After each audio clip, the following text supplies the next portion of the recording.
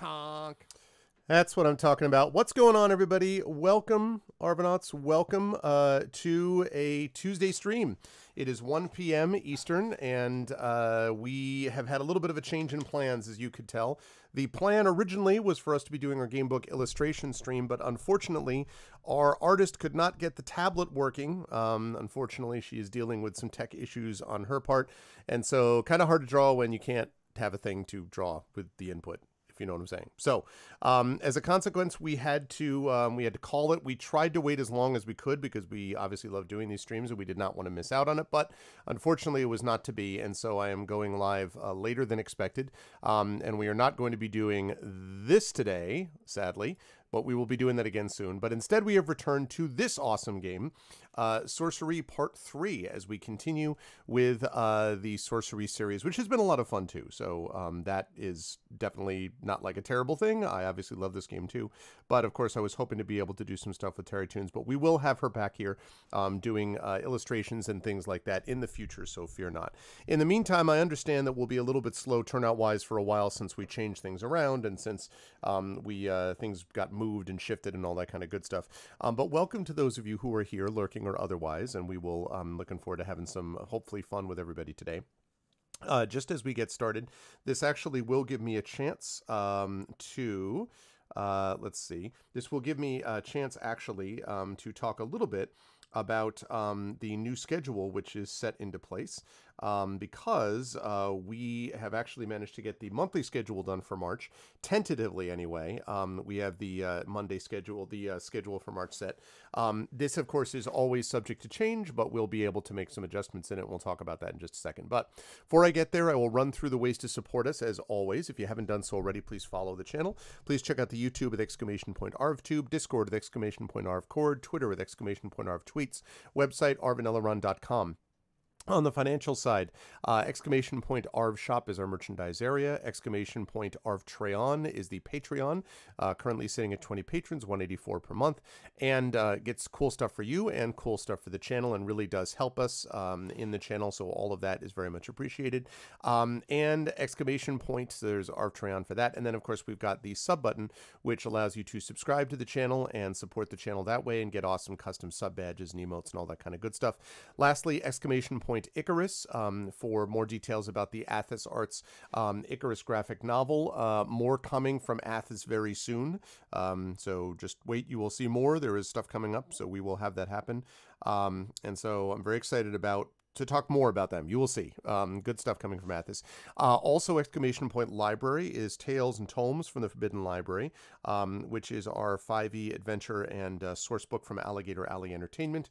That is already out in digital. It is in print, sitting on a dock at U.S. Customs, where it has been for the last 45 plus days, I think, which is intensely and enormously frustrating, as you might expect, but it's going to get there eventually. More details coming from Alligator Alley about stuff as well.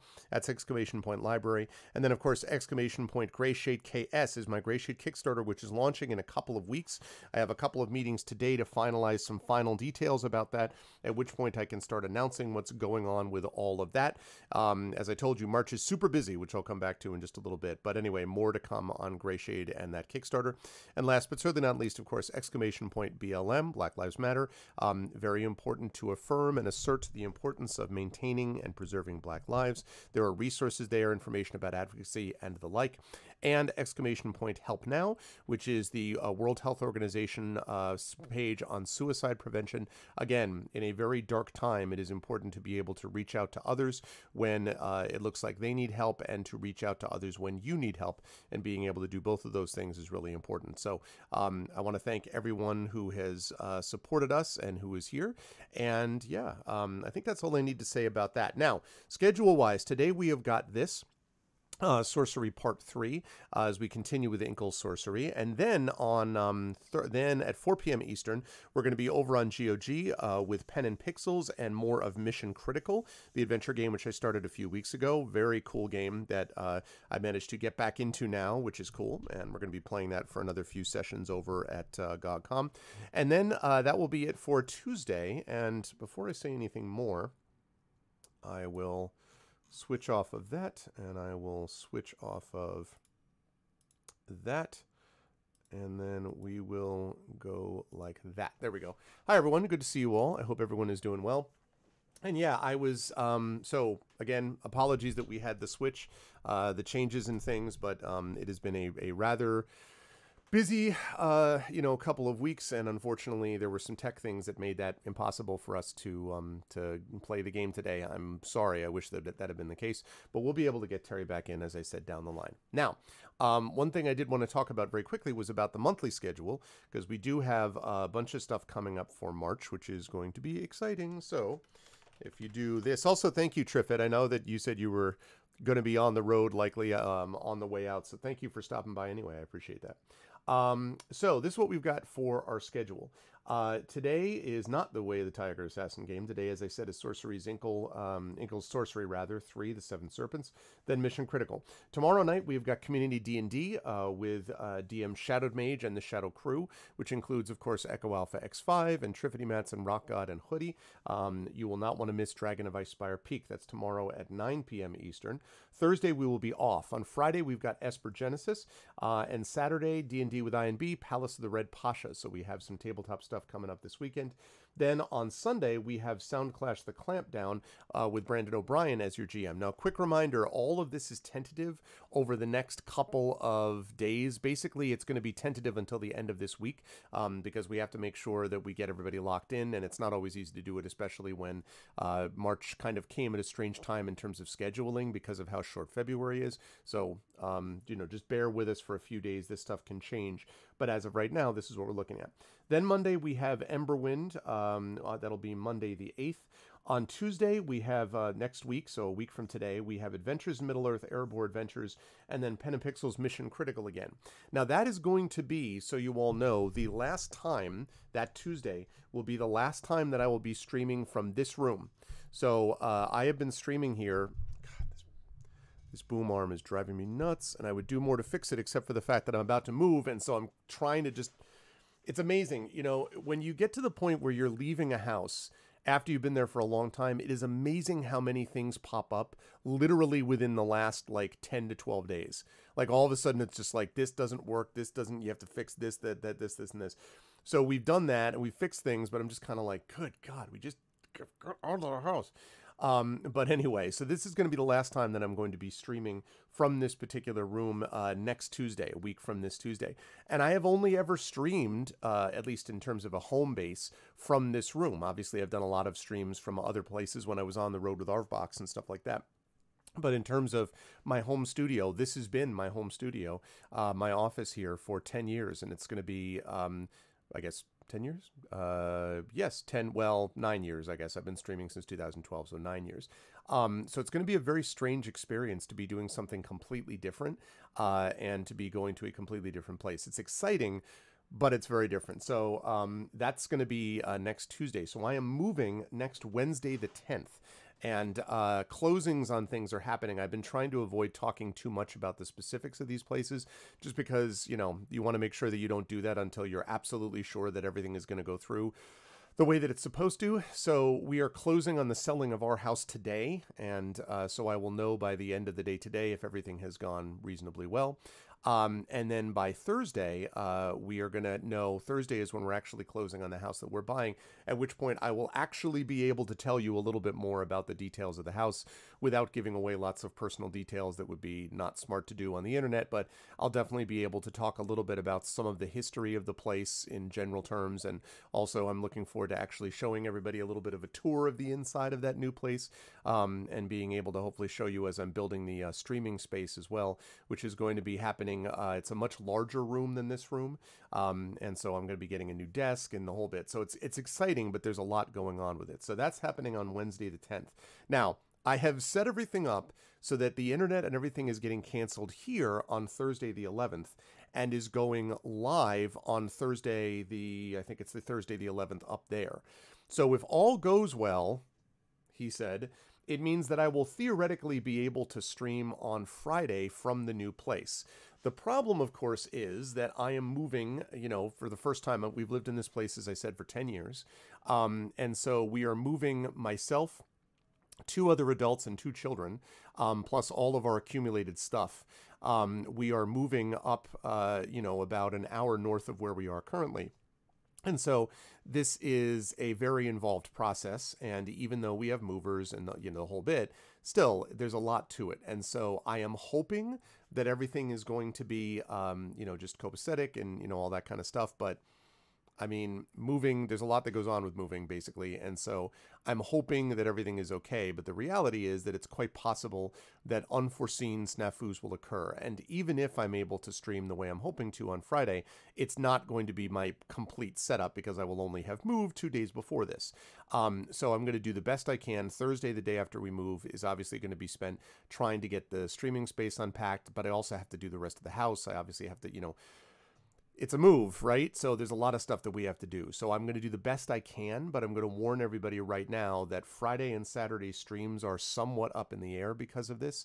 I don't even know, frankly. I have to order a desk tomorrow to be shipped to the new place. And I have a couple of things that I've narrowed it down to, but I need to make sure that I have that. That means I have to put the desk together. So everything is going to be a little bit up in the air, basically, is what I'm saying next week. So the 2 streams that I did next week, as a consequence, Friday and Saturday, are ones that are only just me, and which, therefore, if I have to reschedule, I can. So I have another Sorcery 3 the Seven Serpents on Friday the 12th, assuming that everything is able to be streamed properly. And then I have Saturday the 13th as Metroid Prime. That is, again, assuming that everything is, working right by that time. And then Sunday is the joint Speculate Twitch stream of Blades in the Dark, but that is not reliant on me because, of course, Brandon is running production for that. So that's fine. I don't have to worry about that in terms of, my own internet situation. Monday the 15th is Temple of Elemental Evil. Again, more of Grumbler's Guide. You will have the return of Sod back from his workplace. I have talked to him and all that is good. So those couple of days will be fine because they don't rely on me. So that stuff is all going to be the same. By Tuesday the 16th, so 2 weeks from today, everything should be in decent shape where I should be, he said, all set to go to be able to stream in reasonable level. I don't know that I'm going to have everything together yet on the office by that point in the streaming space, but it'll be a lot closer, I would think. And so there's a couple of exciting things happening on that day. First of all, if all goes well, on that time, we will be having an official launch of the Gray Shade Kickstarter will be happening in a couple of weeks, right around the same time. And we will be doing more of Inkle Sorcery. So we're going to have Inkle Sorcery going on. We might even be able to do the Gamebook illustration stream, actually, now that I think of it. So we might be able to reschedule for 2 weeks from now. So that might be what we'll do. But anyway, but we're going to have the launch for the Gray Shade Kickstarter happening as well. So there's going to be giveaways and there's going to be a whole bunch of stuff happening. And as I said, this is a big project for me. There's a lot riding on it. And I have made the incredibly intelligent decision to do it the same month as I was moving. Obviously, I did not know that was going to be the case when I set up either of these things, but that's okay. I mean, like, again, it's being run by others, not me. I am obviously the person whose IP this is, but it's not my, it's not my company in quotes that's running it. And so that's helpful because it means that it does not rely as much upon me, except to be able to get in front of a camera and tell you all about how awesome this world is that we're making and hope that everybody jumps on board for that. So that's going to be, again, the Gray Shade Kickstarter is happening noon Eastern on Tuesday the 16th. And I see that I'm going to have to fix something. Fix in calendar, because I think that's a half hour earlier than it's supposed to be, so I'll have to fix that. Anyway, so that's happening. And then at 4 p.m. Eastern over on GOG, we'll be doing Pen and Pixels, D&D with GOG, Storm King's Thunder.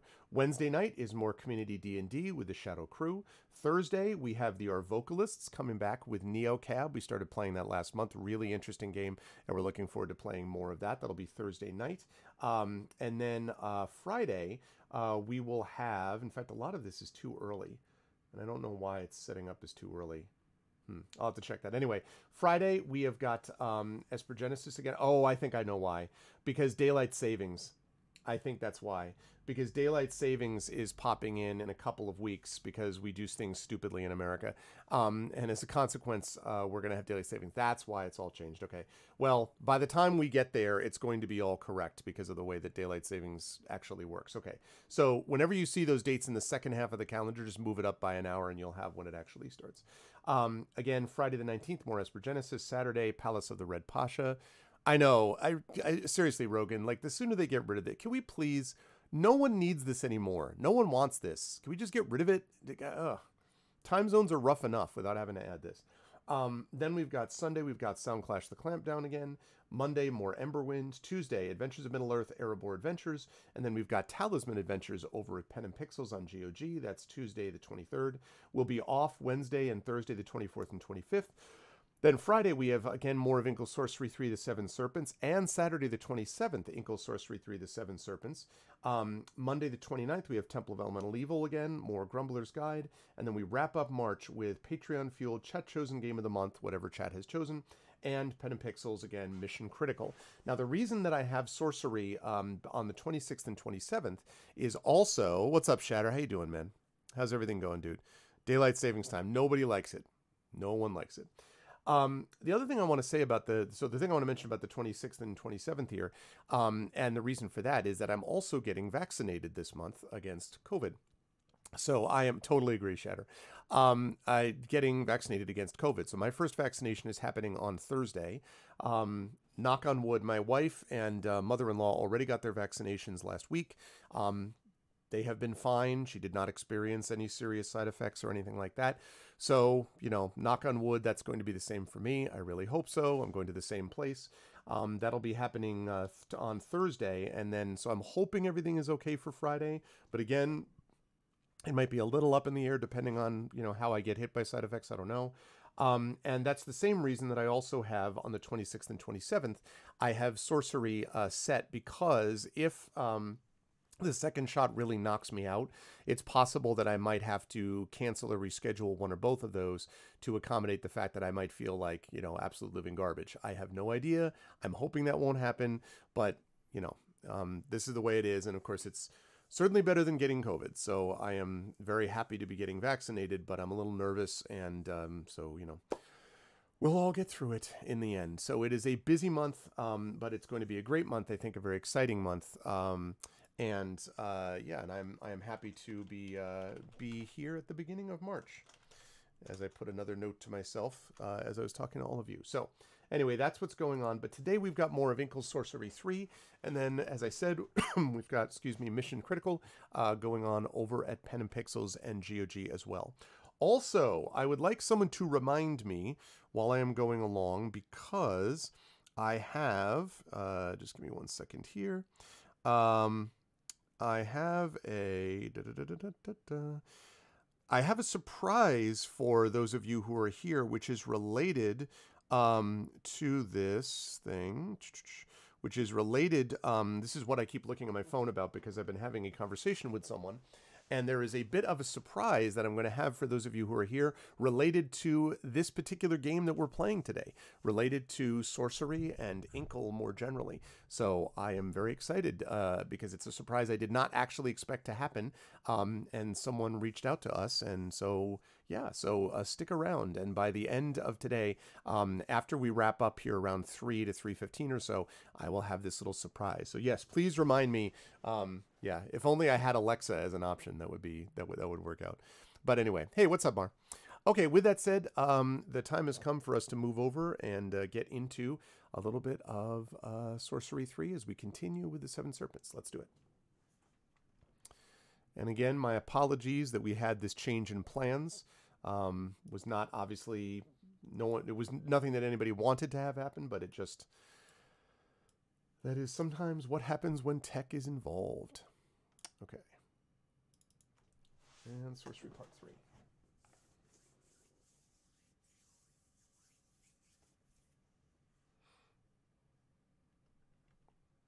One of the things I love about this game is how fast it pops up. It's just so good at popping up. Now, okay, sounds good, Shatter. So in our last session, we got a lot of stuff done, folks. And I mean a lot of stuff done. mostly because we were able to discover some information about the Seven Serpents. As you will know if you've been following this game, we are trying to recover the Crown of Kings wrongfully stolen from Analand for life, by the Archmage of Mampang. And we've been traveling across the land to try to get the Crown of Kings back. He has sent his servants, that are also serpents, the Seven Serpents, after us to try to stop us. Or I should say, he hasn't. The Seven Serpents know of him and are trying to warn him that we're on our way, and we need to try to stop the Seven Serpents as much as we can. We've had some good progress in that regard. We have, first of all, defeated the Moon Serpent. We have also defeated the Air Serpent, so that's 2 out of 7 down. We also discovered just today that the Sun Serpent is been trapped by Fenestra the Sorceress and will not escape. So that means that 3 of the 7 serpents now have been dealt with. That leaves 4. And we know the other 4, and we have all of their weaknesses but 1. There is the Water Serpent, who is weak to oil, and we now have oil to defeat the Water Serpent, or help defeat it. The Earth Serpent's weakness is being drawn up from the ground. Also, our goddess Throth can defeat the Earth Serpent, and so we have those weaknesses, and we know where the Earth Serpent is too. So those are 2 that we have to deal with, and we have the weaknesses for and location of both of them. We don't know where the Fire Serpent is, but we do know that the Fire Serpent's weakness is sand, and we have some of that also. So hopefully the Fire Serpent will find us. So that's 3 of the 5 remaining. No, 3 of the 4 remaining, excuse me. The last one is the Serpent of Time. We've already run into the Serpent of Time once, and the Serpent of Time supposedly cannot be defeated. However, there is one weakness that the Time Serpent has, and the Marsh Goblins, we are told, actually knows it. The Marsh Goblins know a weakness. The problem, of course, is that we don't actually have a marsh here. But we do, because these beacons which transform time, or basically transform the land into a time in which it was in its past and not its current present state, is such that we could actually change this over to marsh area. So what we were doing now is we are marching south to this beacon to change the forest basically back into a marsh area. And then we're going to want to do this side like this, and then do this side like this, then explore the marsh so we can find the marsh goblins. Once we have that information, then we can head back up, and we can travel up onto this bridge and head over here to the northeast, where we can deal with this beacon, and then we have these 2 serpents that are waiting for us, the Earth Serpent here and the Water Serpent, which is here. There is also another beacon down here, so we have this whole area to explore, but we'll be able to do that once we've gotten the information we need from the marsh goblins. So with all that said, I'm going to try to move at a relatively quick pace to get back to the beacons so that I can change things around for the swamp, and then chat will be able to, as usual, be ruling on what it is that it wants to do. So that is the plan.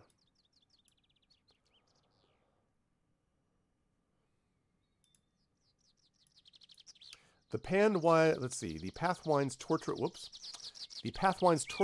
through the forest. The sun is now in the lowest quarter of the sky. Soon it will be dark. The path passes by a heavy thicket of tangled branches.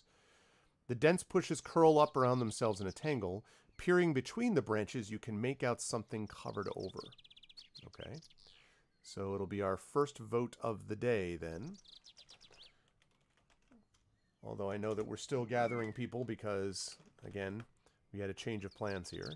So the question is, should we...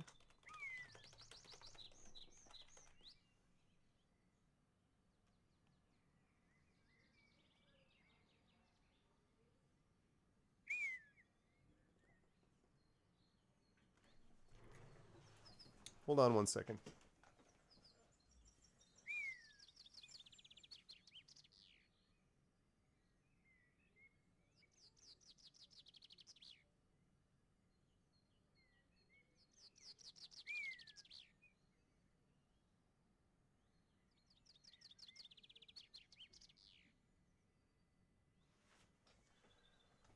Ever have that mysterious experience of seeing someone out your window taking a picture of your house and you want to know why? I was just like, what exactly was that all about?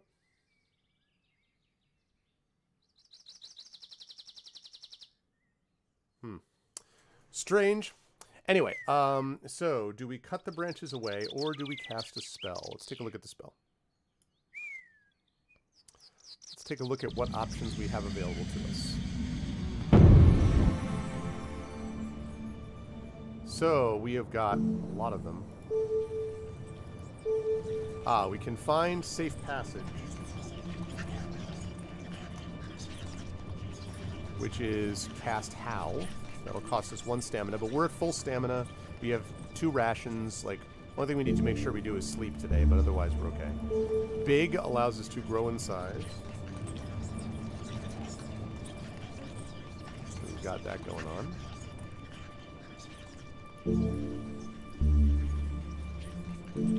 Okay, we have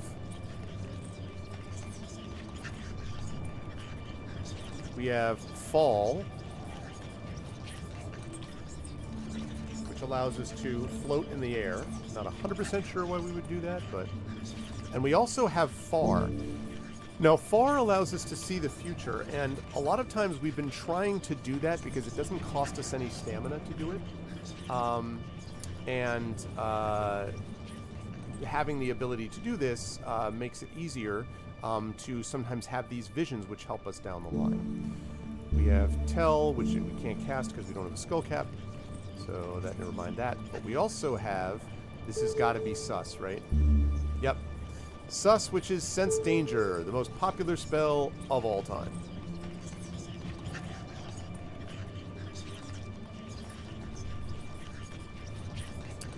And that also requires 1 stamina.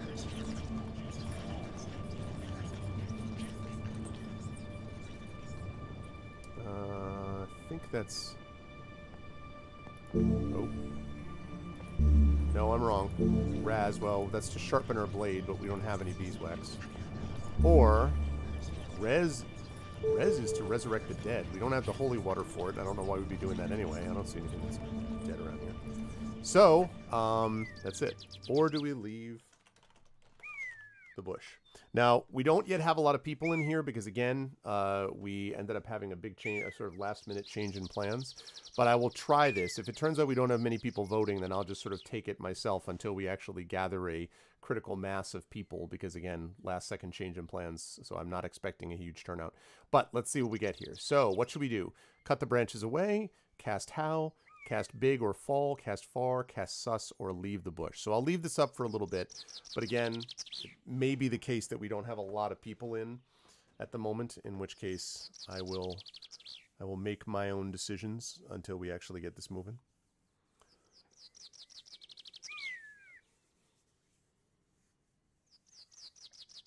Because we do not have a lot of people at the moment.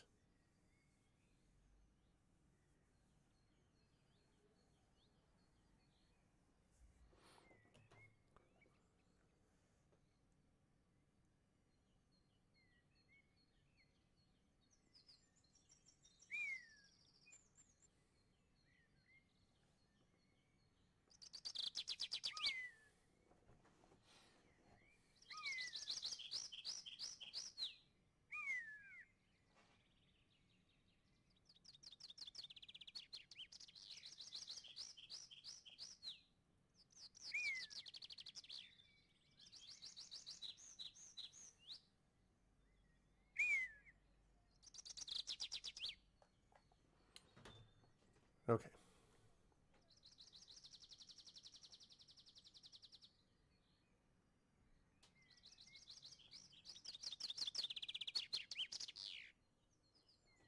IDK, I don't know. Okay. All right. Well, what I'm going to do is I'm going to close the poll, and I'm going to make the decision for right now because, again, this is sort of unusual because we don't have, usually we have a number more people that are actually here as a part of this because I can announce it ahead of time, but that didn't happen this time around. So I am going to cast Far because it is only once, it's not any stamina required. There we go. Where's my Far at? There we go. F-A Far. Cast. You sit cross-legged by the roots of a tree and put your palms on the orb of crystal. Looking to the constellations above, you cast the spell and everything changes. You are overcome by a vision of your future, a yawning, sleeping serpent of immense proportions which seems to move faster than the eye can see. The serpent never moves, but sometimes as you watch, it becomes into different positions than before. Head resting this way, arms stretched or talons curled. There is no state of change, merely different states of being. That's got to be the Serpent of Time. The serpent opens one eye and fixes you with it. You again, it groans in a clearly spoken mockery of the common tongue. Come to die once more. You look around trying to understand where you are. It seems to be an island. Wide water stretches away on all sides. Who are you? I am death, the serpent replies. I am passing, forgetfulness, age, and decay. I am time. Yeah, we've just taken out a couple more serpents, basically, Rogan, one more serpent anyway. And we're now in the forest of Snatta, and we're heading south to the beacon, that hopefully will allow us to create the forest, make it into a marsh, and we'll do that because the marsh goblins are the only ones who apparently know the secret to destroying the Serpent of Time, which is this thing that we're currently talking to in this vision. I will kill you, you tell it. How? Demands the serpent. You have already died. Or has that not happened yet? The time serpent shifts and returns to sleep on its island bed. The vision fades. Night falls. You should find somewhere safe to sleep. From deep inside the bush, a bird erupts. You jump back smartly, and it flaps upward into the sky. Okay, I'll cut the branches away. You begin to slice at the branches, but the wood is thick and gnarled. You might be able to cut through, but it would risk hurting the blade. Well, cut it with the Anilan sword, which is the thing that cuts through everything. Because I don't use my Anilan sword anymore. Foliage falls away to reveal first a glassless window and then the top corner of a door. It seems the branches are growing in front of and out of an ancient hut. Alright, cut free the door. You keep cutting until you've uncovered the door enough that you might be able to pull it open. You blunt the old sword edge. Before going inside, you think to peer in through the window. You can make little out through the thick foliage that continues inside, but it seems the hut is otherwise empty. Then for a moment something seems to move, but looking again you see nothing. Nothing ventured, nothing gained. You heave on the door, hauling it open. Ancient dust spills out into the forest air, and a million crawling things scuttle from holes in the ancient wood. That's pleasant. The air from inside the hut is old and stale, but does not stink of death, decay, or animal. You look about for where to go. Ooh!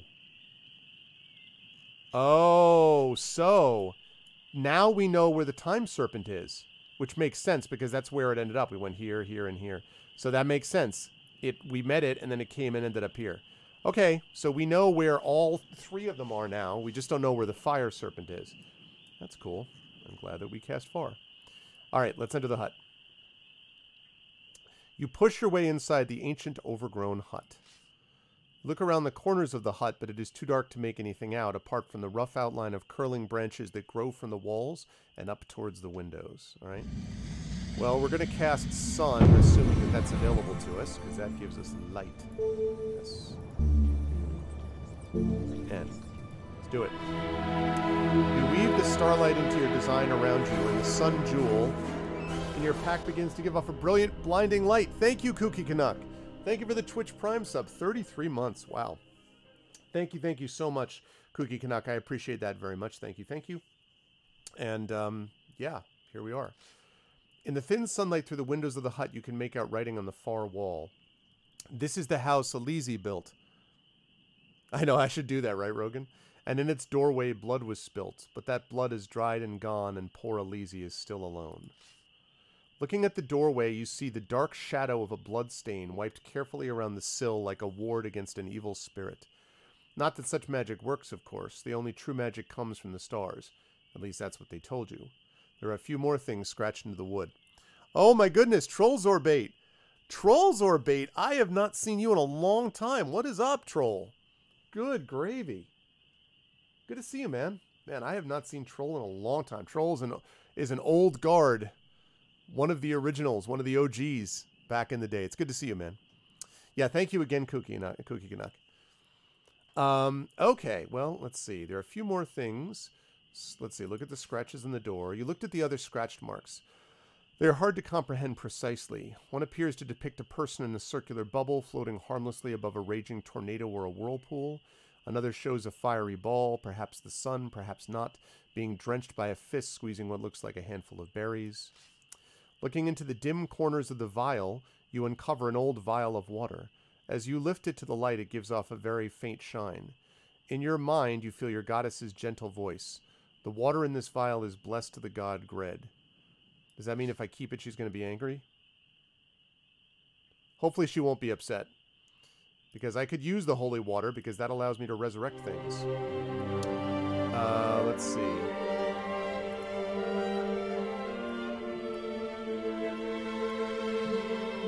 There we go. Sorry. It's always really loud.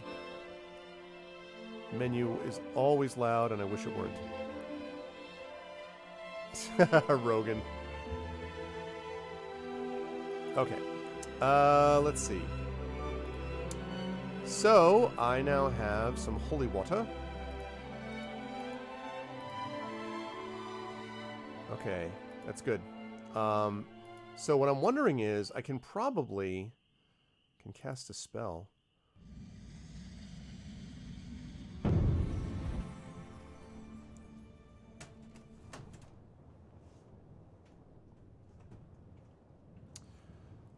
Let's see. Can I cast...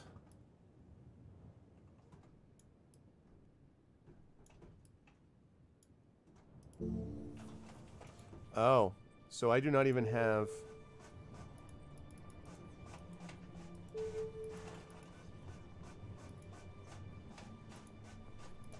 Okay. So I've only got, let's see. Yeah, I may not have the, I may not have the, I may not have it yet, the, transcoder. Oh, that sucks. Okay, well, I don't want to cast Depression. I already cast Sun. Guess I'll cast Sense Danger. Forms you quite calmly, the hut is not empty. With that, the spell fades.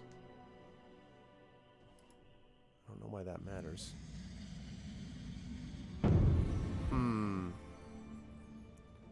Well. Oh, I can... Alright. Vision. Let's see it. You sit cross-legged by the roots of a tree and put your palms on the orb of crystal. Consulting the stars, you bind the magic and everything changes. The world seems to disappear, replaced by a vision, an endless mountain path curling up between high cliffs. The cawing of eagles echoes overhead. The vision fades. The light from your sun jewel pulses twice and fades. The stars turn in the sky overhead. All right. Well, I'm going to sleep here then, because we do need to sleep. It's a good, safe place to sleep. I don't need to do that because we've already eaten once today. You stretch out and rest. You feel untouched by danger here, and your slumber is unbroken by dreams. Trapped the Sun Serpent, defeated 3 of the Serpents of Mampang. Okay. You were woken in the morning by sunshine, sneaking through the tangled branches outside the hut. But you were not alone. "Hello," whispers the girl crouching beside you. She is holding out a bowl. "I thought you would like something to eat." You sit up slowly. The girl smiles nervously. "You've been asleep for some time." "Who are you?" "I live here. This is my home." She puts her bowl down on the floor beside you. It seems to contain some kind of gray gruel. You take a cautious mouthful with your fingers. It is thick, sour, and foul. But it is food all the same. After a few more mouthfuls, you begin to grow accustomed to the taste. "I don't like it either," the girl admits, watching your face. "It's munch flax and snattacat's milk, with a few berries for flavor." She shrugs. "It's pretty disgusting, but it's food." "Munch flax?" She shrugs. "It's a plant." A moment later, she has vanished. "Where are you?" you call. "Right here," comes the reply, as though from your elbow, though there is no one there.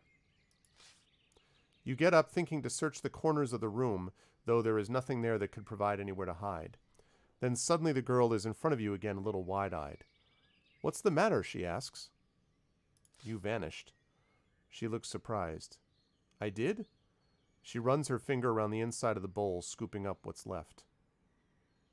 "You vanished from sight." The girl shrugs. I don't know what you're talking about. The light was behind me, that's all. For a moment, she vanishes again, then reappears. You vanished again. She shakes her eyes. I just closed my eyes for a moment. I'm still waking up. Not really sure what this is about. Not really kind of sure about what's going on. Let's see. Do I give her back the holy water vial? This is your hut? You ask. You're a Litsi? The girl nods. I didn't build it, she says. I found it empty. But the door was overgrown. I'm only small.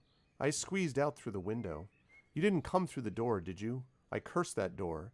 I cut my thumb open with a rock to do it. So she has some kind of like blood magic. What kind of curse? She shrugs. I don't know. A horrible one. Where are you from? You ask. You weren't born in the forest, surely. She shakes her head. I was born in Tinpang. There used to be a bridge, but it's gone now. I suppose whoever destroyed my city destroyed it too. Is there no other way across? You ask. She shakes her head. Not that I've ever found. I climbed down the bridge to get here, but it's too high to climb back. Not that there's anything to go back to there. The girl steps away from the door and then once again disappears from view. This time she reappears much faster. Yeah, I'm not totally sure what the deal is with her. I feel like it has something to do with the beacon, the time beacons, but I don't know what yet. It's clear from her manner that she does not notice it happening. You keep turning invisible, you tell her. She laughs. I might have blinked. Picking up the bowl, she drains the last few dregs of Snatacat milk from it. I know someone who could help, you tell the girl. A sorceress who lives close by. She could look after you, I'm sure. I don't need looking after. I'm not a child, the child replies sharply, but then her tone softens. Still, I wouldn't mind some company. Is she safe, this sorceress? Mostly. That's safe enough, she replies, glancing round her little hut. She points to the doorway. Lead the way. You head for the door. All right, we got to take her to Fenestra. You step outside, thorn branches catching on your cloak, then turn to help the girl through, but she has vanished again. You wait for her to reappear. She does not. You call for her, but she does not reappear. Then a moment later, she is at your side once more, breathless with excitement over something. You really can't see me, she exclaims breathlessly. I closed my eyes and crept up on you, and you couldn't see me. You thought I'd disappeared. I thought you had gone. I was right in front of you, waving like this. She waves her hands in front of your nose somewhat annoyingly. Then she glances away into the trees. So which way are we going? You leave the hut behind. You walk on between the trees.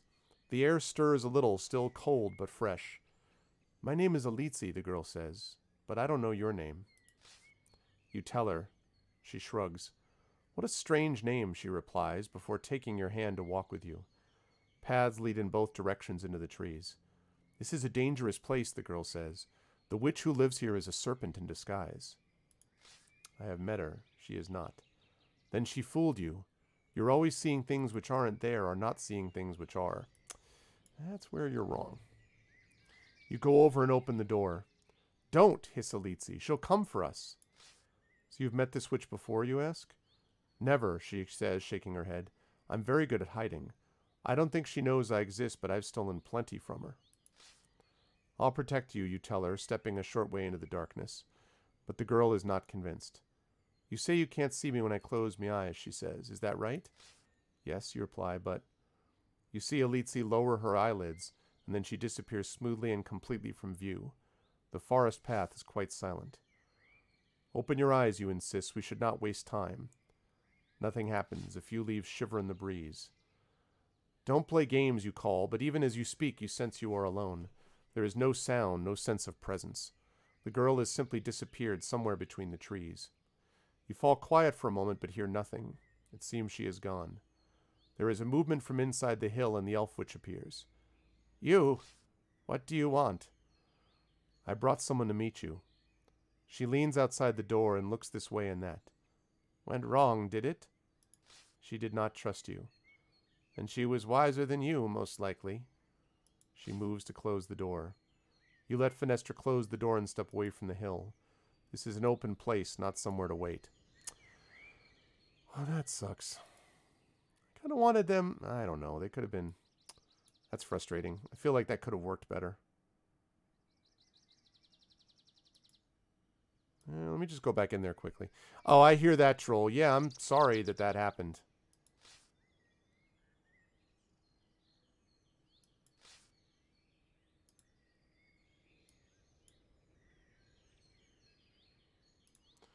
Alright, well, the hut didn't really do anything, but whatever. Yeah, I'm sorry that you're dealing with the internet stuff, but I'm glad that you're going to be getting that. Decent, stable internet. Yeah, I know, right? When is it, if you can hear this, when is it supposed to arrive?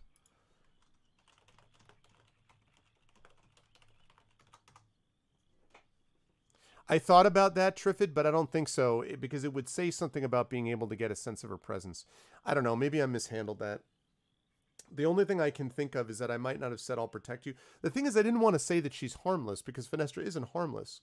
You know, I wanted to be honest about it. But,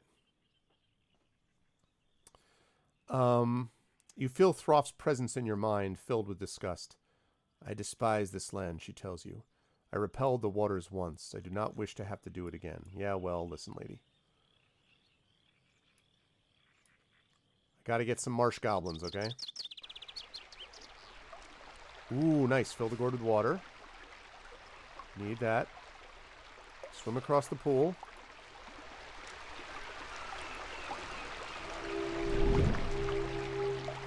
Mid to late 2021. It's getting there, at least.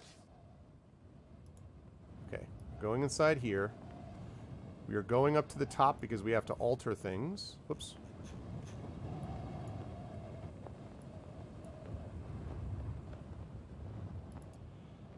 Okay, the metal cylinder rests on its track. Time to adjust the beam. So here we go. We no longer need this. Now what we need is wide angle.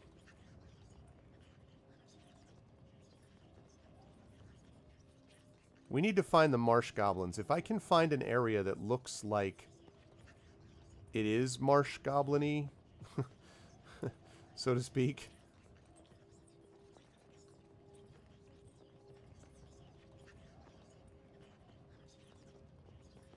Yeah, sadly, there's no particular area that reveals that. So what I'm going to have to do instead is I'm going to have to do the best I can. And that means I'm going to have to do, like...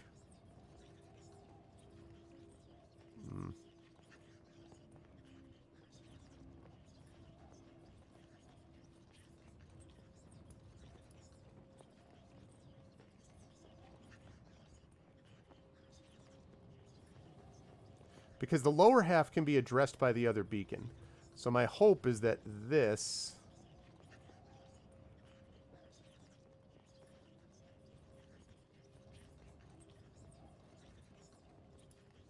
Okay.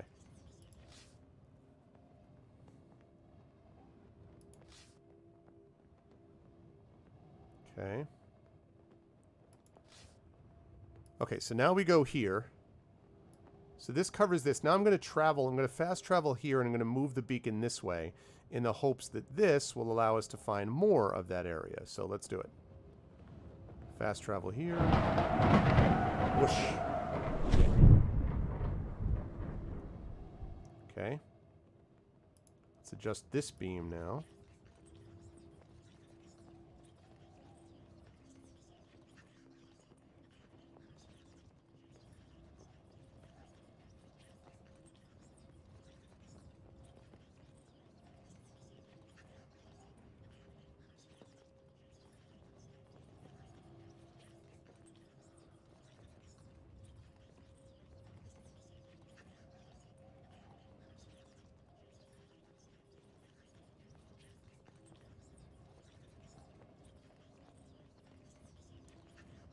I don't know. This is such a complete guess on my part. I'm just trying to organize it such that that's where it's going to be, so... Okay.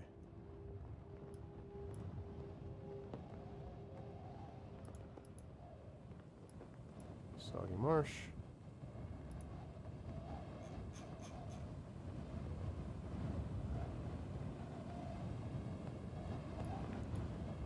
Here's hoping.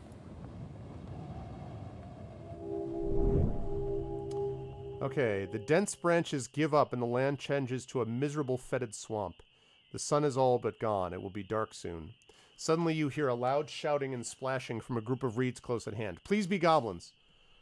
Yes! We found the marsh goblins! Yes! I am so glad to see you, marsh goblins. You stand your ground as the voices approach. You soon recognize them as marsh goblins. They enter the clearing, panting hard as though running from something. You step forward to greet the goblins. Alright, sounds good, Troll. Yeah, same, man. I hope, it's good to see you again, and I hope that we will, I'll get a chance to see you, you know, hopefully when I have the transcoder set up here, or when you have better internet either way. But thanks, man. Good to see you. Greetings. Know that I have killed many of your kind.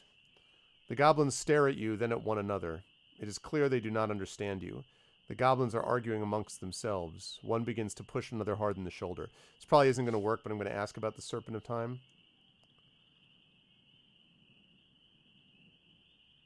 Okay. Remembering that you were told... Oh, you know what? I just realized I made a mistake. I'm going to rewind there. Because the first thing I want to do is I want to cast a spell so I can understand them. Because we have the ability, chat, and when we get a few more people in here, I'll give this back over to chat again. But we have the ability to speak to... Talk all languages. Removing the green wig, you pull it onto your head and complete the spell. The goblin's guttural tongue begins to transform into words. Who is this creature? The first goblin is saying. I'm a traveler, you reply. The goblins almost jump out of their skins as they realize you can not only understand them now, but also communicate. We do not have time for this, the second goblin says. We must escape. What do you know about the Seven Serpents, you ask? We are being chased by a terrible serpent, one replies. It does not seem to matter how fast we run, however, it is always ahead of us.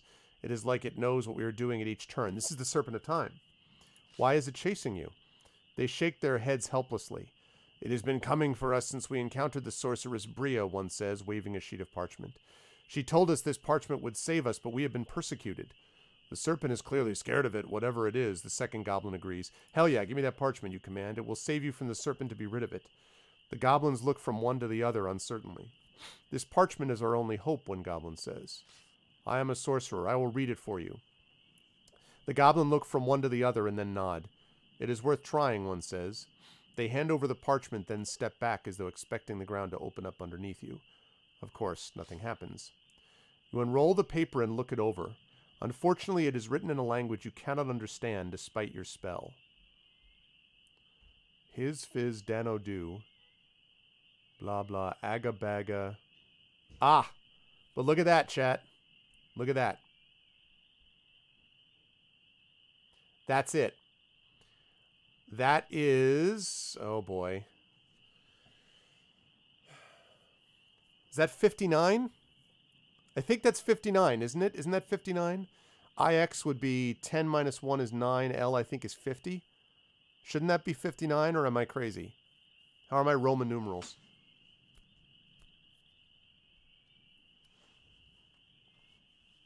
I think that's what that is. Also, that picture comes from the original book.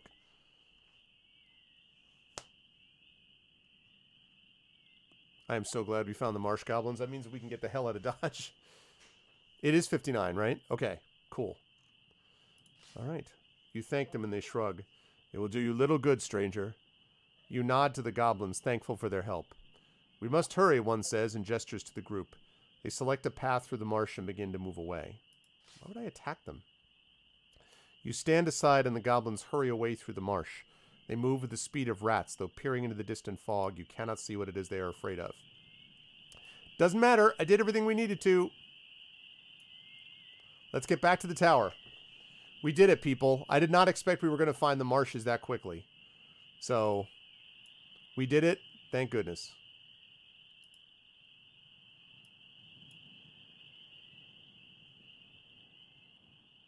Okay. Let's rest here.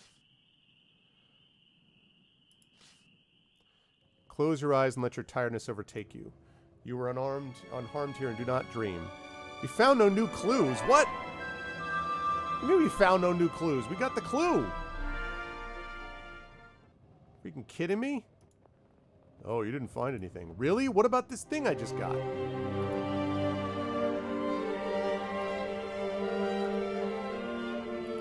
Absolutely we found something.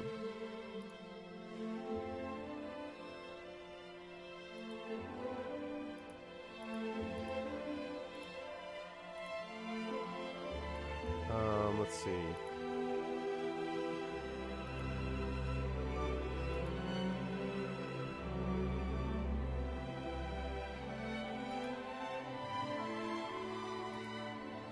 We still have 2 joints of meat. We still got our 2 rations, so that's good.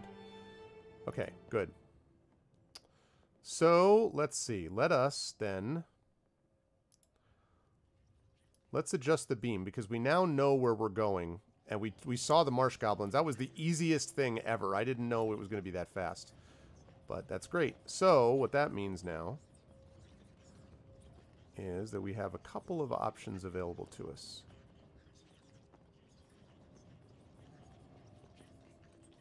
So, let's get this... Actually, wait a second.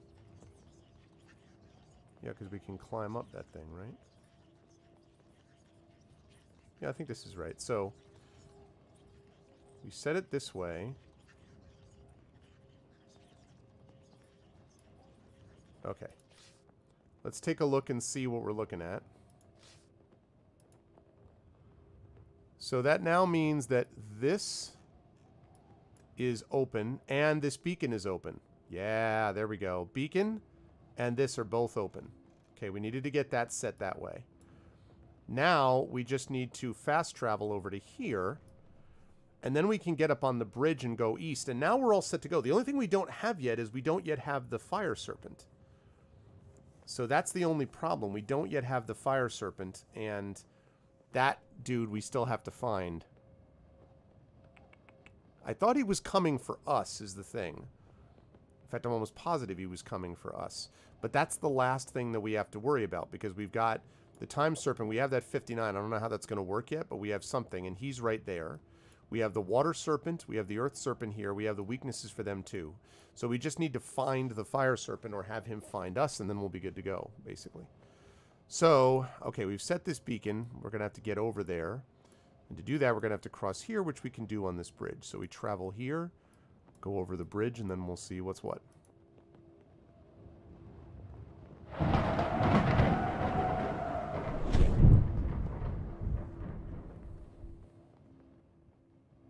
Power of fast travel compels you.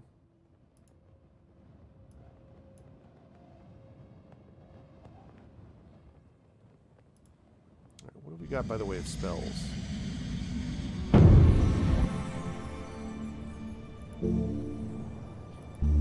We have another vision coming. I'm all about that. Endless curling mountain path.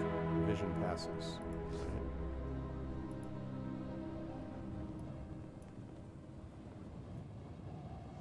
All right.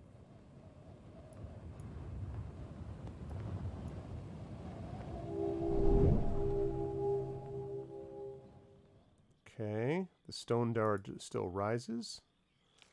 Hopefully now this will allow us to climb up, I hope. All right, look up at the pillar.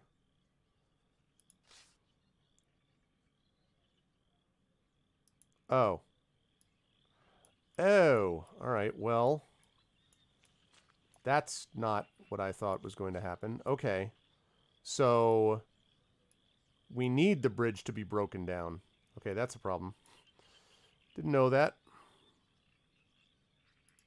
Okay, well, let me rewind it then, because there's no real reason to have to...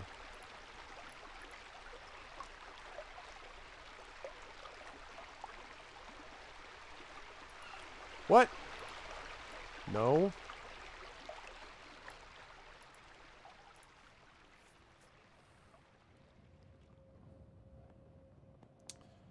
I don't want that parchment to be destroyed, thank you.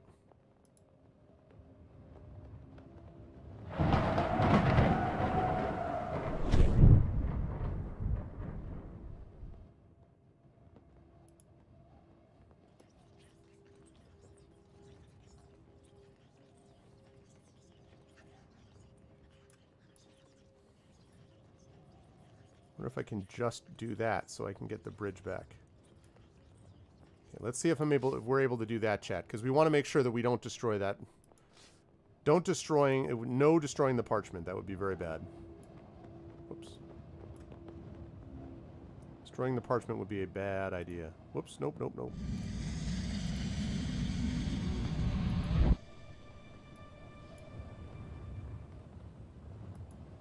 Okay.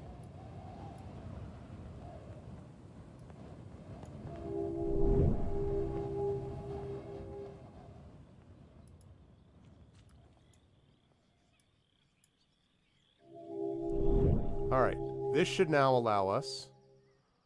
Okay, so we can eat provisions. We do need to eat one of them. Soft plop. Investigate the sound. You leave your pack in the tree trunk, move carefully along its length, eyes peeled for what was making the noise. Oh, geez. This is the Snatacat thing. Darn it.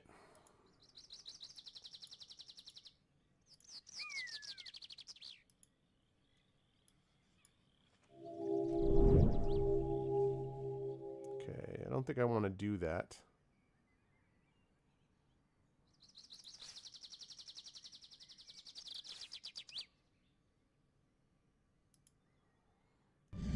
Shoot. We're gonna get the Snaticats regardless, aren't we?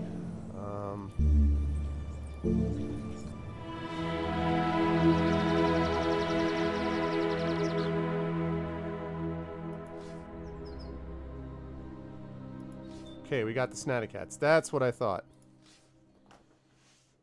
Pry free the creature's front two incisor teeth. It's bloody work, and once done, that grass underfoot is sodden. Best not to linger. The smell of blood may attract others of its kind. Okay, good. Wait, why can't I... No, I want to climb up. Why can't I climb up?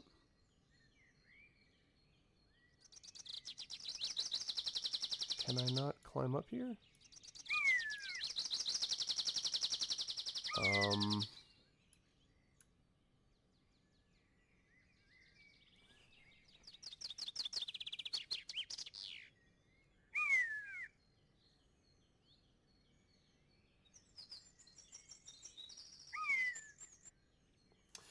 little confused then. I mean, because I thought that there was a spot that I could just go here.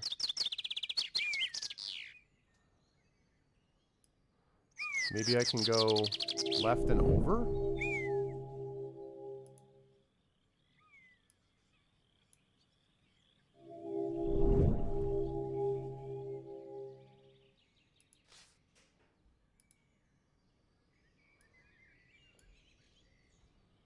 Okay. Can I climb it? A series of rungs. Aha. Okay. Okay. You clamber rung over rung up side of the bridge. The rungs are firm and well set, so the climb is relatively straightforward, although you're careful not to look down. You quickly pass through the forest canopy, then several more minutes later the top of the pillar is within reach. Maybe I can just float over the top. You clamber up onto the top of the bridge. Below you, a thick marsh spreads north and south between the twin lines of mountains. Alright, peering over the sheer edge of the bridge, you see the dizzying drop down to the marsh below, which looks soggier and more fetid from up here than it did when you were wading through it. A strong gust of wind blows across the bridge. You pause to look out across the view.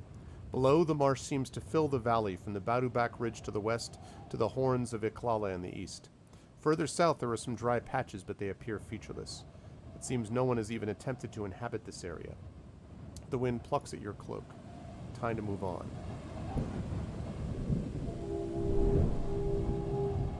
You stride easily across the bridge, feeling like God of cloud cover, who walks the heavens as the day rolls by. It is a great pity whoever built this did not think to build a bridge all the way across Lake Oglala. Throf's deep voice enters your mind. Do not be so confident, she warns you. You are a long way from the ground. The sun lowers towards the horizon. Soon it will be dark. There are no handrails here. Sitting by the sheer drop at the edge of the road is a starving-looking man with legs folded beneath him and head bowed to the stone. He is perhaps asleep or drunk or dead. You watch him for a moment. He is breathing. His head lolls a touch to one side, and then an eye half opens. "Spare a coin," the man begs, sliding a palm he perhaps does not have the energy to lift across the stone. You hand him a gold coin with a nod. "Use it wisely," you tell him. He nods. "Thank you, stranger." You open your mouth, preparing to ask the man for information in return from your gold, but the words fail when the beggar holds your gold coin out over the side of the bridge and lets go. It twinkles as it sails out of sight. "What's up, Shadowed?" I'm going to give him one more. "Isn't falling wonderful?" he says wistfully. "Why did you do that?" you demand. "You wouldn't understand." He shakes his head. "Now give me another coin or push off." You hand him a third coin. He tosses it off the bridge and sinks into a deep meditative silence. You leave the man and move on along the bridge.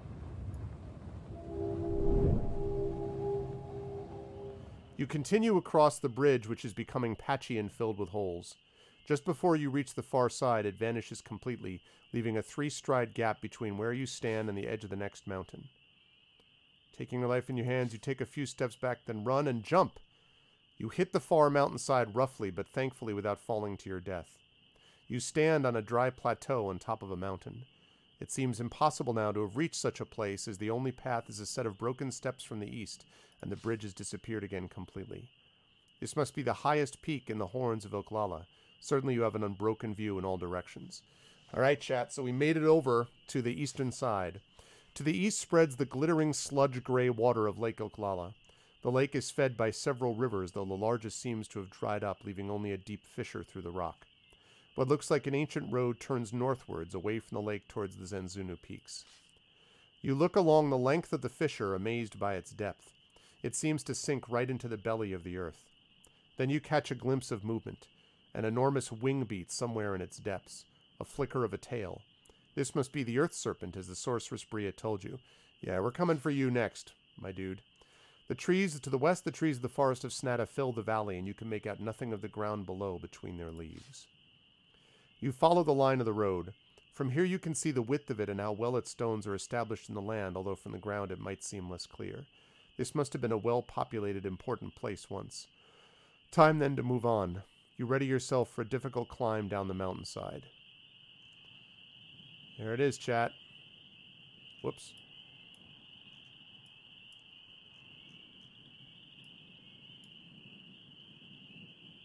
Ooh, is that a hut? You make your way down the mountainside slowly, being careful with your footing on the scree. Another night begins. You should try to find a place to sleep, especially after so much walking on an empty stomach.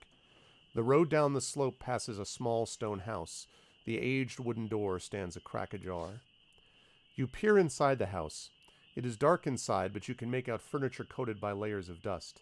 It seems that this place is no ruin, but it has clearly been uninhabited for some time. The door creaks on its worn hinges as you push it open. Need a place to sleep. The inside of the hut is simple, but as you saw, well kept. In the center of the room is a table with one wooden stool, and in one corner is a straw mattress cot. A cauldron sits in a hearth with a roasting spit above it. By the far wall is a sculling boat. It is clear that the boat is an ornament, or else the owner intended to repair it but made no progress. It has several planks missing, no paint, and woodworm has been burrowing constellations into its sides. But once it must have been a serviceable coracle. You peer into the cauldron, but if there is ever anything edible inside, it has long since turned to dust. The pot is quite empty. Okay. You peer into the table, looking for trapdoors or long-lost items, but there's nothing of interest there. Alright, I'm going to rest. Push the door to and stretch out gratefully on the low cot. You have eaten nothing today. You eat a joint of roasted meat, feeling much better for it. Then you lie back and try to forget your troubles. Suddenly all around you goes quiet. The night air itself seems to still. You hear a distant voice. You stay quiet and strain your ears to listen. "Greetings!" Oh, intones a voice, aged and self-satisfied. "I trust the backlands are treating you as kindly as my fair city." It takes a moment to place the voice. It is Lorag, the Wizard of Kare. We have not talked to Lorag since last book, basically. Man. Our boy Lorag. Okay, what are you doing here? I am here to help, as you helped me in my fair city. You have a message in a language you do not understand. I may be of assistance. That's the message that we just got from the goblins. What's up, Koala Man? Yeah, books, what a nerd. Very well, you agree. I would be glad of your aid. In the marsh, you were given a parchment, he says. Show it to me. You pull out the parchment given to you by the goblins, and you begin to feel a strange sensation, as though someone else was controlling your eyes, moving them backwards and forwards across the words. You have little choice but to read. Yes, the wizard murmurs. I was right to come. You feel your finger lift and tap the paper. It is most interesting, he concludes. Indeed, most valuable. Promptly the voice vanishes. What does it say, you call out? But the wizard's presence has gone. You are quite alone once more, and none the wiser for it. You seem left alone here, and your night is untroubled by dreams. Well, here's hoping that works out. Used 1 provision, some gold, -3, reached Lake Iglala, walked on the ancient Backlands Bridge, and found no new clues. You get to your feet and stretch. Warm sunshine falls through the open south window of the house, making dust sparkle as it floats past. It is clear there is nothing here. You turn to go, and that is when you see the skeleton tied to the wall above the door frame. You stare up at it. The figure must have been a big man once. He has wide leg bones, now strapped with leather through iron pins hammered into the stone, and his shoulders are broad and stocky, now attached to hooks that still bear the trace of blood. His empty skull hangs low, sockets staring at the floor. Aside from the gruesome nature, there is something very strange about it all. How did he get up there? There are no ladders or steps.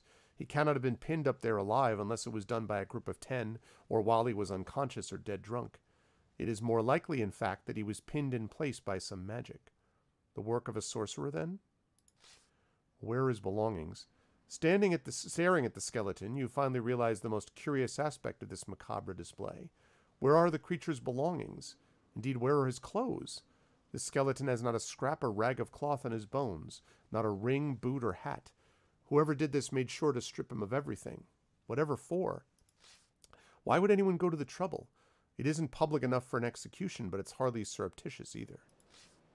You could cut him down and let him rest on his cot at least, even if you do not have time for a burial. But there seems no way to reach him. So we actually do have a resurrect spell, but I don't think we should resurrect him while the poor dude is up there on his own. So, yeah, quite possibly, Rogan. Zen will allow us to hover in the air. You float up and slice the straps around the skeleton's legs. Then you carefully lift him down from the hooks and carry him over to his cot. As you pull up the old blanket around his shoulders, a small metal whistle and a leather cord rolls out from a fold. You take the whistle and slip it around your neck. It may be useful somewhere, though it's not clear where. You leave the hut to continue your walk. All right, so we've got the Earth Serpent to deal with. You climb down the mountain enjoying the old road. Your weight returns and you settle gradually back down to the ground. The early morning sun makes the air glow. You stand in the foothills of the mountains. Looking east, the wide waters of Lake Iglala gleam in the sunlight. A high point in the rocks would make a good place to stop and eat. Just to the south is a deep fissure in the land, as though something gigantic had stamped its foot and cracked the earth. You stride boldly to the edge of the fissure and peer over the edge to look for the serpent. You can see nothing but an endless drop. You keep watching. Suddenly a rock explodes out of the ground just a few spans from where you stand. It begins to roll down the slope toward the fissure, but then abruptly stops, reverses direction, and begins to roll towards you. You stay put and the rock shoots past you, impacting into dust against an overhang. The rumbling is growing louder. An even bigger explosion is coming. This has got to be the Earth Serpent. So we need to make ourselves... What have we got? Create a shield. Requires 1 stamina and 1 gold piece. Let's do that. You place a gold piece on your wrist and cast the spell, and a moment later the coin is gone. You feel the weight of an invisible shield on your arm. The rock surface explodes and you are showered with falling stones. The rocks rain down but bounce harmlessly off your shield, but you are knocked off your feet all the same. The ground opens up directly where you fall, forming the shape of a freshly dug grave. Alright. Serpent battle time. You're at the bottom of deep pit. Dust and small stones are still raining over the lip. Your shield shimmers out of existence. The walls of the pit are smooth, not carved as though this pit had been drilled. There is no way to climb out. The earth below is creaking and hissing with steam. Jedi Burner is subscribing at Tier 1. Subscribe for 9 months. Thank you, Burner. You get the coveted upgrade in Quill now that you've had a chance to do that. Thanks, Burner. How you doing, man? Good to see you, my dude. You are about 9 feet below the rim of the pit. You may be able to jump and grab the edge, but it's unlikely. Suddenly, a rocky protrusion breaks through the pit floor. It glows red. It is boiling hot. The spike of rock sticks up from the floor. It glows a deep and boiling red, and steam rises from its sides where it touches the cold air. As you consider your options, you feel something bite at your ankle. All right.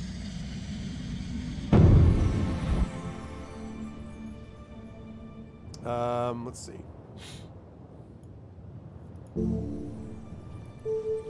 We have force field. Nope. Not that. Zen. Let's do it. Nope. Hover in the air. Float out of the pit. You float up out of the pit, which fills with burning hot rocks and lava just as you escape. Alright, come on, Earth Serpent. You are out of the pit, but the danger is by no means past. Cracks are radiating across the ground. One opens between your feet. You jump clear just in time to avoid being swallowed. Turning, you spot a large boulder on top of the rise where you pause to rest, teetering. You prepare to dodge, but find something is holding your leg. A small green snake has wrapped itself around your ankle and is attempting to bite.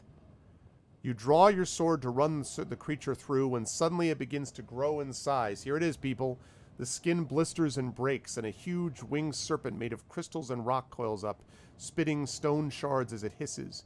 This must be the Earth Serpent itself. Suddenly, everything seems to slow to a crawling pace. You look around fearfully. Surely the Time Serpent is not here as well? But no, something else is causing this. Throff's voice intones in your head. Throff, this is the Serpent of the Earth, a demon of the worst kind. Actually, I'm not doing that right. Let's try that again.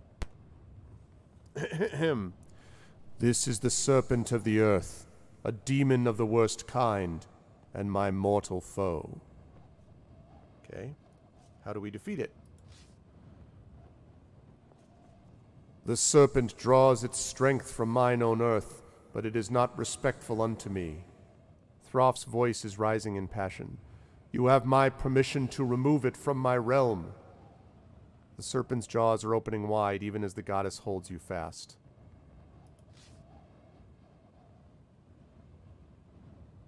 Okay, coming from me at terrible speed, grab the serpent. Remembering the Earth Serpent need to be touching the ground, you reach down to snatch up the snake. But the creature is too quick for you, jackknifing from your grasp. It will clearly do anything to avoid being taken. So we have to lift that thing above the ground. Which means, how do we do that?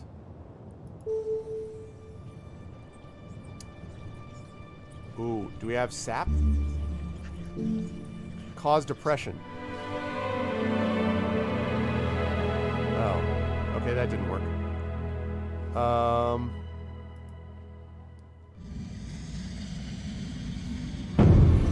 I thought that might work. I was wrong. See, this requires... Ah, I do have speed. We do have speed. Nip. You take the yellow powder from your pack and sniff it before casting the spell. You feel it rushing through your veins, and suddenly the world around seems to be moving very slowly.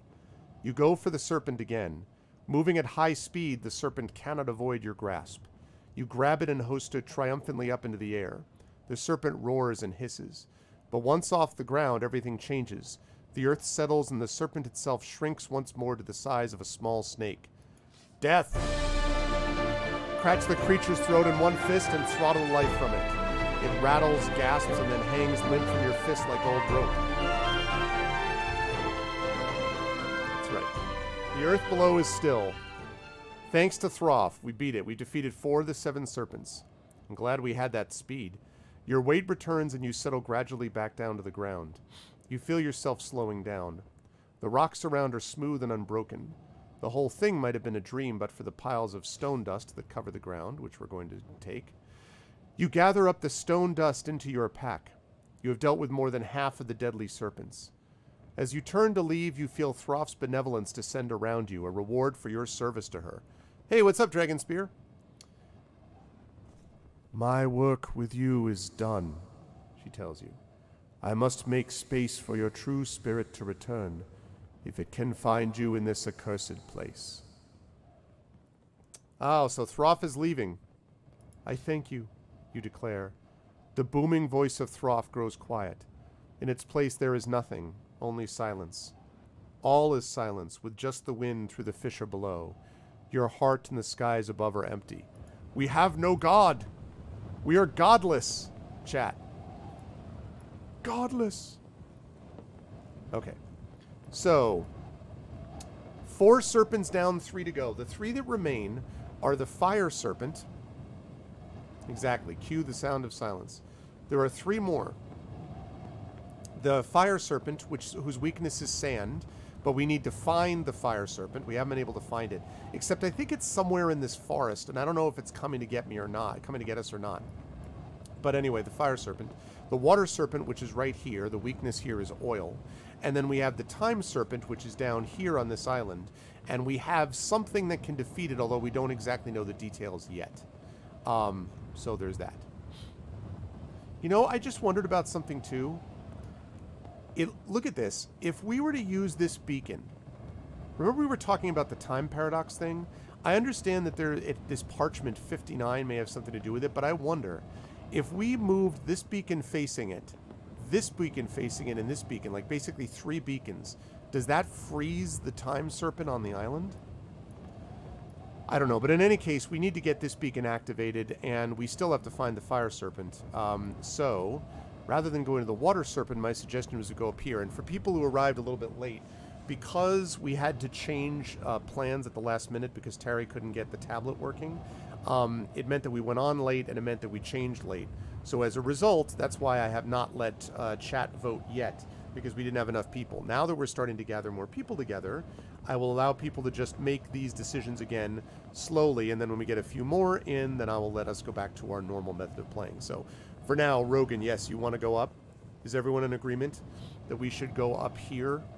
Because we want to activate this beacon. I don't know if there's a village here or whatever, but if we activate the beacon, we can probably turn this village/city into something again, and that might let us rest and get rations, and we can figure out... We still have to figure out the Fire Serpent, so assuming there are no disagreements, I'm going to have us head north again. Okay. Burner also suggests we go up. You continue to walk along the road. As the morning moves on, the wind begins to rise. The stone underfoot turns into carved slabs buried by layers of dust. It seems you are walking along what was once a wide, flag-stoned road. You pause to look in the cracks between the stones, hoping to perhaps find a gold piece or two buried under the topsoil, but there is nothing. This place has been scoured bare by the wind of centuries. You march on. Here's hoping that when that city is restored, that they'll have stuff we can buy. The road curves gently as you follow it. As the sun climbs towards its zenith, the winds pick up. A little dust blows across the surface of the ancient road. Suddenly you hear the sound of hoofbeats. Something is coming towards you along the old stones. The next thing you know, you are knocked flying by a low armored creature. It is a roach pig. It's a what now? It's a roach pig? The hell is a roach pig?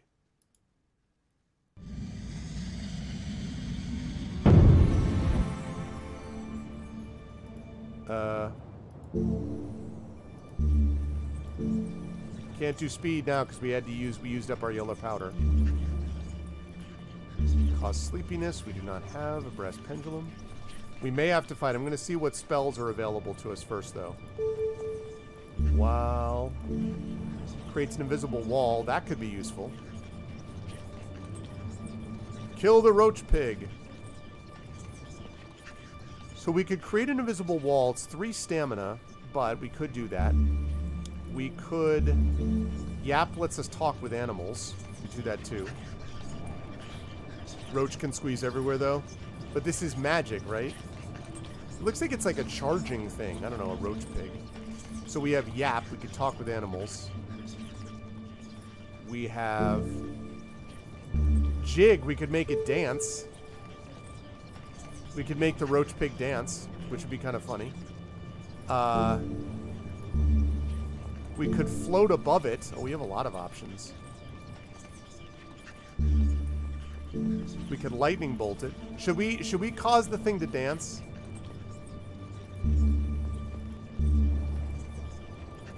Do we want to see some lively dancing?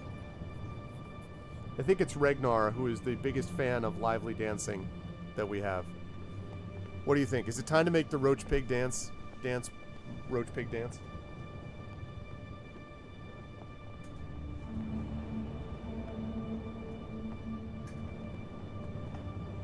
Dance, roach pig dance? What do you all think? I feel like that's the most fun option. Yeah, right? Like I feel... Pulling the pipe away from your pack, you cast the spell. The pig abruptly halts its charge and then awkwardly shuffles up onto its hind legs and begins to sway from side to side. You keep playing, making the cumbersome creature dance faster and faster until eventually it's so tired it cannot keep moving. Its head spins about and then tusks and jaw hit the ground with a crash. You lower the pipe from your lips. The pig lies in its back in a daze. Free food! Skewer the creature between the soft plates of its underbelly. Cut off some meat. Now we're going to have to, exactly, Rogan, free ration. I would not have done that except the thing ran us over, so it was trying to attack us. So look, we need the food. You try to arrange what is left in as dignified a manner as you can and continue to walk. We're going to need a fire at some point, but that's okay. You follow the old road. Follow the yellow brick road. The mid-afternoon heat fills the valley. The road passes between the pillars of a ruined stone gate and then opens out into a wide plaza of low ruins. The pillars are maybe once carved. One is set with what looks like a jaguar, the other some kind of winged goat. Perhaps this place was once walled, but there's nothing there now. The pillars are covered in patches of a green moss.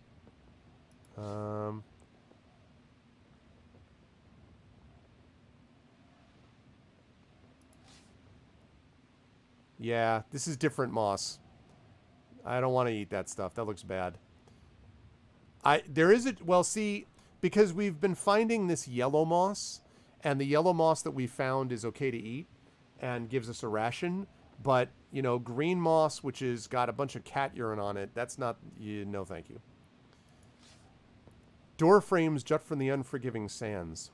Windows stare like dead eyes from buildings molded into the rising cliff itself. This was a fine city once, but now it is nothing but another ruined tomb. The silent city echoes to the sound of your footsteps on the road. You were aware you were headed away from Zaman and not towards it, but perhaps the ruins of this place will have something to aid you. Yes, indeed, like a beacon, for instance. You follow the outline of a street into the first of several open plazas. It seems this was once a city hewn in vertical layers into the northern cliff face itself. Now it is as though a great clawed creature has scratched it from existence.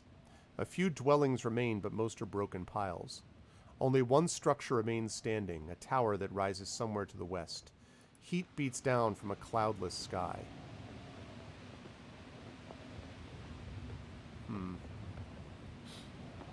Well, I mean, do we explore the ruins first, chat? Because we're going to have to go to the tower eventually, because we're going to activate the beacon and get this thing fired up. But do we first, before we do that, explore the ruins? Because once we activate the beacon, if we shine it on the city, it's going to look the way it did. So we might be able to find stuff now that we won't be able to find when it's in its past state. So my thought would be that we do activate the, that we do, like, explore the ruins first. Because I feel like we have to explore in this time before we make it the old time. Yeah.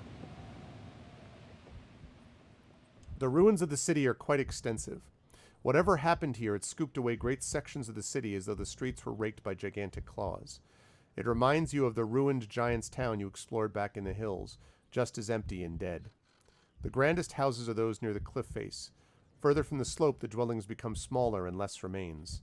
The sun is beginning to lower and the air begins to cool. Alright, well, let's take a look at the Low City first. You walk through the ruins of the buildings that spread across the floor of the valley. One seems to be a large warehouse, though whatever was stored here has been taken by the winds long ago. You pick your way over a low wall and through the shattered outline of a family home. A vague depression in one corner indicates an old fire pit. You scratch in the dirt of the fire pit for a time, but find nothing beyond a few shards of broken pottery. You leave the old house by what was once the doorway. Scratched on the doorstep is a chiseled mark, perhaps a drawing of some kind. You squat to examine the marks. They were perhaps once more detailed and are almost worn away by the scouring dust. A cat, large and striped, is curled up into a ring for warmth. I know, it always does that when you're in a dungeon, Rogan, or the equivalent, but it sometimes does give you this, like, wait, what? Alright, so we have a spell here. We could... D doesn't do anything. We could cast... Hot. I don't know why we would create a fireball. We could create How, which is find safe passage. That might or might not be useful. Far. I always like to cast Far because we can see the future. You sit your cross-legged on the flagstones and put your palms on the orb of crystal. You cast the spell and everything changes. Your vision is suddenly overtaken by a strange sight. I know, right? But it's not a living cat. It was a mark. It was a drawing of a cat, is what it was, Rogan. You see, the marks is of a cat, basically. Clouds begin to... Even that I don't think we could eat. Across the dimming sky. There is nothing more to be done. You leap through another house, but find nothing. These streets have been reduced to mere marks in the dust. There are no signs left to tell you what happened here, and nothing more to be discovered. The sun is now in the lowest quarter of the sky. It will be night soon. Okay, we go up here, and then we go to the tower. You head upwards towards the cliff face, jumping over cracks in the ground and then clambering from the roof of one building into the gaping doorway of the next. Mosaics in the floor and painted walls speak of great wealth, but their patterns can no longer be discerned. You search every corner and look through every window and crack, but you find nothing. It seems that when whoever lived here left, they took everything they could carry with them. On the highest street above the city, you find a house, perhaps the grandest so far, whose stones are daubed in bright red paint. You look inside the walls of the red-painted house. Nothing remains, of course, just the outlines in the stone of a small room with a fire pit at the back. Something white lies in the hearth, perhaps the remains of something long since burned. You go over to the fireplace, and what look at first like discarded dice turn out to be a set of teeth. You turn them over in your hands, trying to place what creature they're from. Snatacat? Of course, they have the curved talon-like profile of a big cat's tooth. You have found 3 for what use they are. You place them into your pack.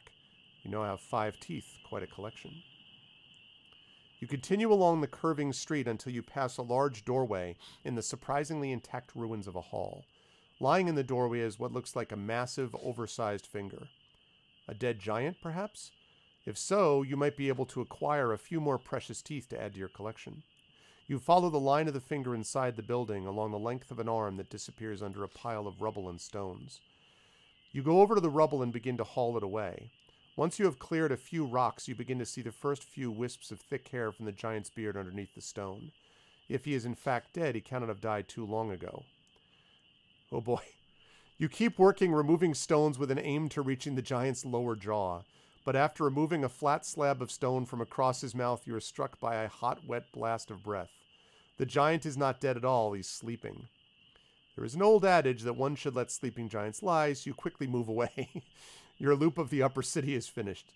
Night falls. You need to rest, especially after walking all day without food. Well, that's why we're here. You follow the line of a broken street until you reach the base of the tower. Somehow, amidst all the level buildings, its walls stand firm. The door opens easily. That's good. The inside of the tower is much like the others you have seen, except that perhaps it was once decorated. The walls are hung with rotten strings and are set with empty candle brackets.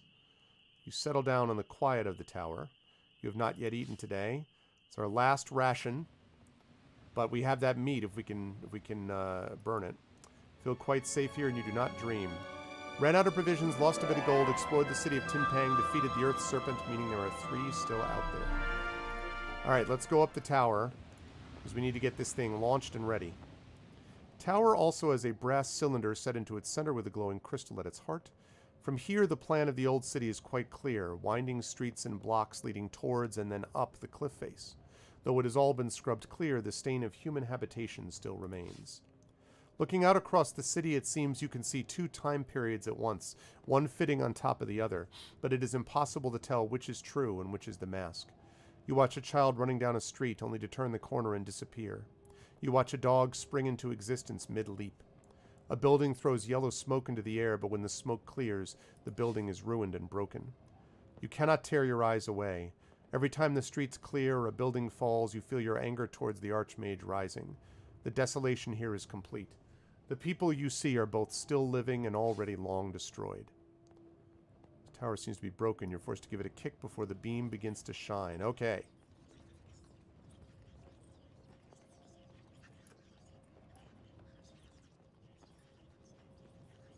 Alright, yeah, so I'm going to be able to do that with that beacon eventually, but for right now...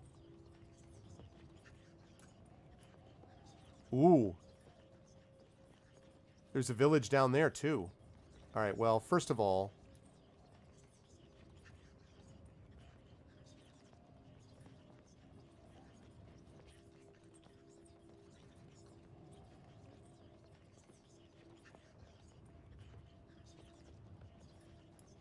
Okay.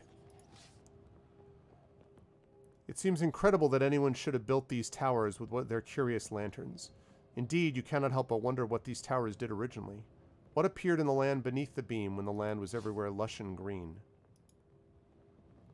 Okay, so this is now shining here. Now, what I was saying before, chat, is that eventually what I think we're probably going to have to do, is my guess, is probably set this beacon here, this beacon here, this beacon here, so that it's trapped, like, basically so it's hit by 3 of those beams. Because I'm guessing the way to beat the Time Serpent is to do some kind of weird, like, it's stuck in all places at once or something, so as to defeat it. So, there's that. But also, we still need to find 1, 2, 3, 4, 5. One more beacon to activate is here, the 6th beacon. We still need to find the Fire Serpent, and I kept looking here for the Fire Serpent, and I was, like, wandering around and couldn't find it. I don't know what the deal is with that. So... I don't know. We'll have to think about how we can actually track it down.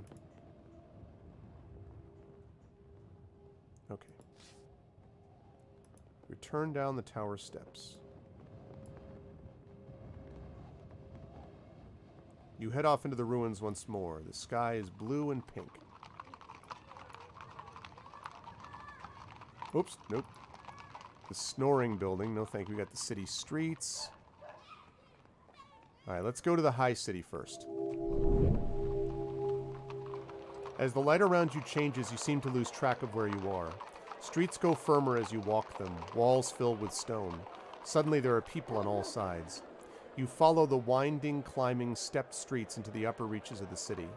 Low hovels and clustered dwellings are replaced by larger buildings, mansions, palaces, and central offices. You pass a familiar building daubed in red paint with 2 doors. Above one door is a sign with a picture of a fanged tooth. Above the other is a metal implement that looks like a small pair of tongs. I'm guessing the tongs door, right? You open the door to find as it leads into a wide hall, while the other door also opens onto. In a large chair at one end sits a man with a tight-fitting leather cap. On a low table at his elbow rests an array of metal implements. He stands as you enter. "Greetings," declares the merchant. "Are you here to buy or to sell?" A strange question, since there appears to be nothing on sale, unless the goods are all behind the curtain that covers the back wall. "What is your trade?" you ask, puzzled. He seems surprised. "You didn't see the sign? You were a blacksmith?" "Ha!" he replies, unimpressed. "You are joking, of course." He scratches his curling mustache thoughtfully. "But do I take it then you are simply not in the matter for teeth?" "What kinds do you sell?" "I have a few rarities in my possession today. A genuine firefox tooth, 2 snatacat teeth, and my prized possession, the tooth of a rock demon." "How much for the rock demon?" "Ah," he replies with a gleam. "You are a man of taste, I see. Quicks!" He snaps his fingers and a stooped figure appears in the back carrying an enormous crystal rock. It is clearly extremely heavy. "In perfect condition, as you see," the man replies. "Virtually flawless. Yours for a mere 32 gold pieces." "What?" The tooth shape is indistinct, ridges and whorls in a crystal cube, but the sense of magic surrounding it is palpable. This is indeed a rock demon tooth as used in the Zob spell. That is too much. Too much is the price my servant paid in getting it, the merchant replies. You will have to believe me on that, as the poor woman is no longer here to demonstrate her injuries. You politely decline. It is still too much for me. How much from the firefox, the merchant replies. Just 5 gold pieces. What good is a firefox tooth, you ask? The merchant smiles. A curious beast, the firefox. It contains the elemental nature of fire within itself. The teeth can be broken to ignite a small flame. He demonstrates breaking an imaginary fang with between his hands. Are you interested? Yeah, we'll get that. How much for the Snatacat? 10 gold pieces.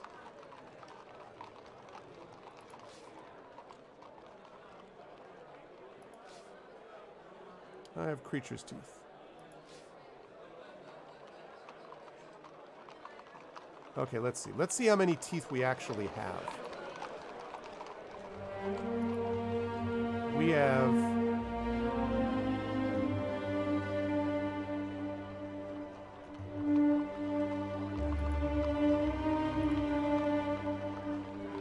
five Snaticat's teeth. Okay. So we can sell this guy a bunch. Hi, Mrs. Dunsel. Okay, 24 gold pieces.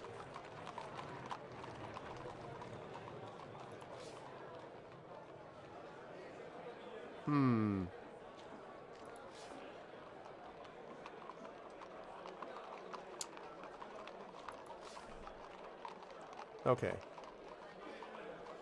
So, 29 gold. Alright, we still have 2 Snatacat teeth. We have 2 Snatacat teeth left, and we have 29 gold. So I'd say that worked out pretty well. It would have been nice if we couldn't have gotten the rock demon thing. You move along. The streets are quieter here with fewer passers-by, but there are still no guards, no soldiers, no priests, no children playing. It is as though this whole city is purely a place of workers and foremen. A mining town, perhaps. You make your way along the busy, bustling streets, marveling at all the people. It is a thriving hub, and out here in the depths of the backlands, knowledge of such a city has been long lost. It has never been mentioned in Analand. Exactly, to the streets is right. Take them to the streets.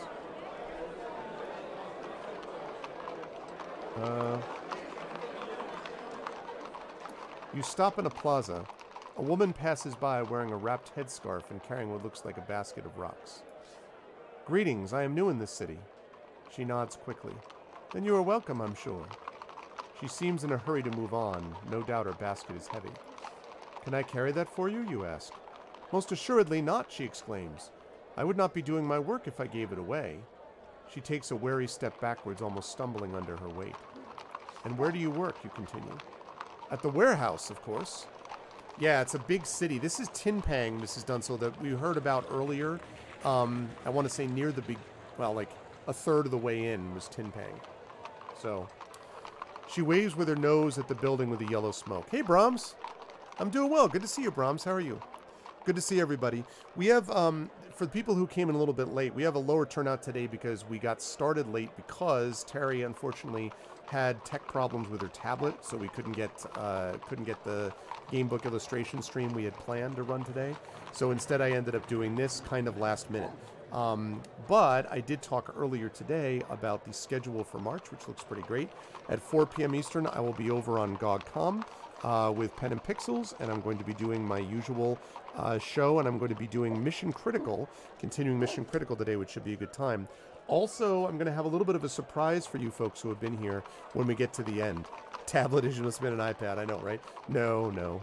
Her Wacom tablet. Mostly the problem with it not being recognized by Windows. Okay. What work do you do? I carry things, she answers briskly. She pulls her scarf tighter. Forgive me, but I must do my work. With that, she scurries away down the street and disappears. This place is weird.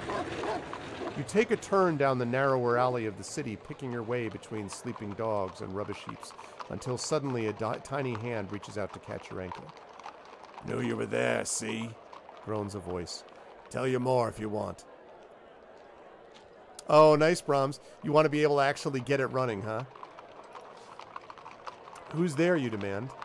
No reason you should know me. You still cannot see the speaker, but the tiny hand seems to emerge from a pile of rotting vegetables. You look more closely and spy two eyes between cabbages, leaves, and goat bones.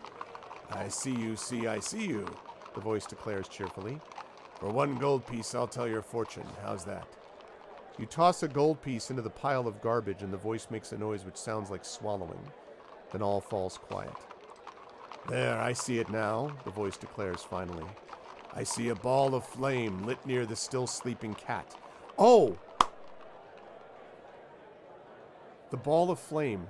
Remember the, it was that place that we saw that had the mark of the cat. The marks in the ground, but I don't remember where that was, though. I gotta turn the tower back to the ruin. Yeah, okay. What does it mean? I have no idea, the voice replies. But understand this. I'm never wrong. Rarely, at least. Okay, so what we need to do is, then... we gotta go to the tower.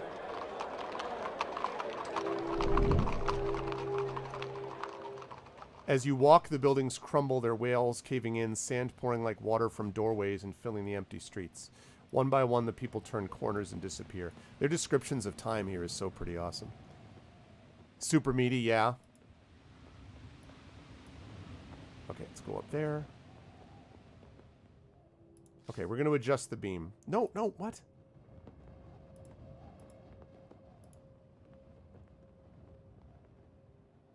Adjust the beam. Okay. So what I want to do now is, I want to do this. I'm going to shine this here.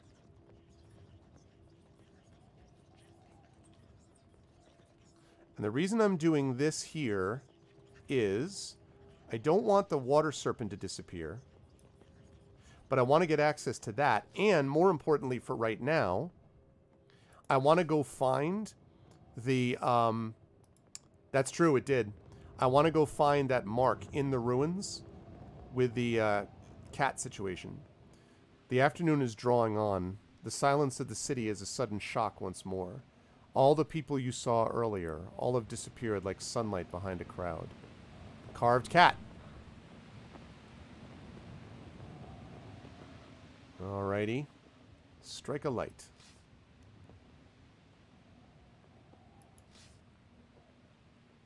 I have the thing! I have the Firefox spell! What the freaking heck? Man, I have the Firefox thing. Alright, well we have hot, so... Looking at the stars, you craft the magic, creating a ball of flame between your hands. The firelight... Nice. Yeah, Johnny's Kickstarter. Oh, that's right. Which is, I guess, going for another week. Let's see. An old stone wall strung up the deep crevices and scoured stones. Every wall looks as though it was scraped by long clawed nails. The firelight also gleams off something green trapped in a crack of stone. You go closer, pushing away the dirt with your fingertips to uncover a gold jewel jammed between two stones. Perhaps it fell here, or perhaps someone wished to hide it? You set to work with your fingertips to dig the treasure free. It's tiresome work, but eventually it comes loose. You cannot quite believe your eyes. The jewel is an ingot of solid, smoothly worked gold. It is likely to be both valuable and useful in spellcasting. A clever find indeed. I think I actually already have one of those. Fireball finally gutters and goes out with a pop. You move away from the building with the carved step. The sun is sinking. Soon it will be dark. Okay, the only problem with that is... I can go back here and rest. The only issue is the food situation, because I don't... The only thing I have now is the Blimberry potion. Okay.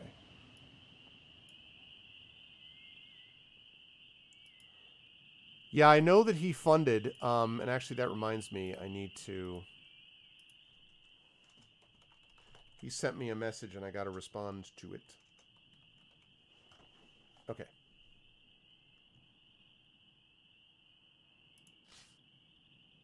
Okay. Right, so that looks right. Water Serpent is still there.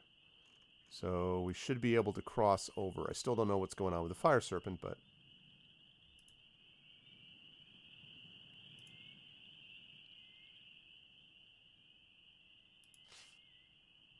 Okay.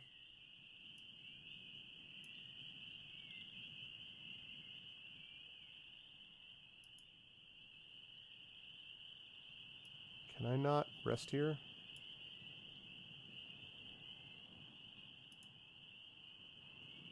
Inside? Can I just rest? Thank you.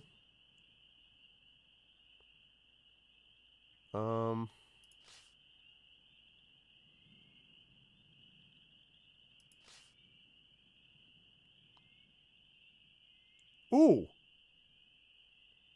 You continue your prayer, opening yourself to whatever has approached. With a sudden rush, you feel your soul filling as though your mouth had opened and a stream was pouring in. Suddenly running by your side is the fox. Cunning and always has a scheme. Great burglar and dines well off those around whom never seem to see him come and go. I bet that's because I got that Firefox thing. So the thing is, we could drink a Blimberry potion here, and that would mean that we would have, like, you know, we would be okay in terms of not having eaten. The problem with doing that, though, is that if we drink a potion, we're using up... That's our medicinal potion. That means that we use up our ability to use Doc, which means we can't cure disease. And the problem is then we can't also counteract hot. So that's what I'm worried about. So we could do it, but we're at 18 stamina anyway, so... It looks like we have enough people now that I'll throw this back over to chat. What do you think? Mrs. Dunsel says drink it. Dragon Spear says save. Should we save it? The thing is we have a ration. We just haven't cooked it. I wish we would just put it on the ground and then cook it with Fireball. Yeah, that's the only thing, Mrs. Dunsel, is it's the only one that we've got. So, I know, but we can't. We're not able to do that. It doesn't let you cook the ration just on your own. Yeah, save it? Okay. I think I agree with everybody. Close your eyes and let your tiredness overtake you. You are protected here. Your rest is unbroken by dreams. Significant gold and found no new clues. Okay, good. Yeah, I think this is okay.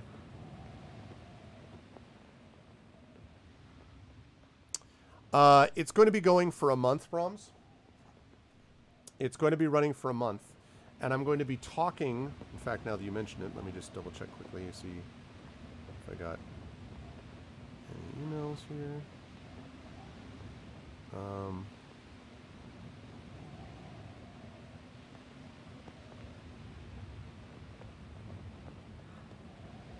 That's related to this.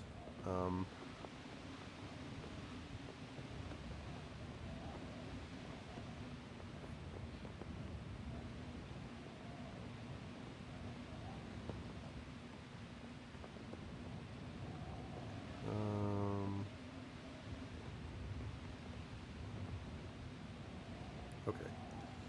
So...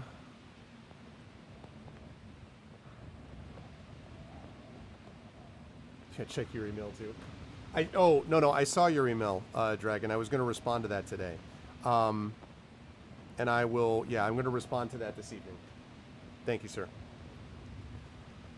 So yeah, it's going to be running a month, Brahms, and I appreciate you double checking. Okay, so we've done the tower thing, so we might as well go back to the road because our plan now. Whoops. Is the city by the old road, a little icy but still fresh.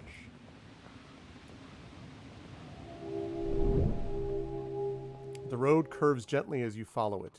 You begin to hear the distant sound of chatter and cartwheels on the stone. And I appreciate you asking that, Brahms. I'm very, very excited about the Grey Shade Kickstarter, as I mentioned, and just getting it all squared away. There are a lot of moving parts, but getting it squared away is going to be important. So, I have this, like... I think that's... It's like some light just cutting through. Interesting. Third quarter is a massive drain on my gaming wallet. Yeah, it's going for a month. But it is starting... I was going to say third quarter. I was like, what?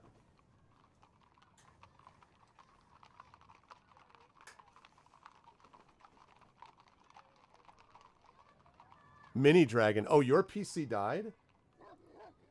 What What is this coming from? I'm getting this weird, like...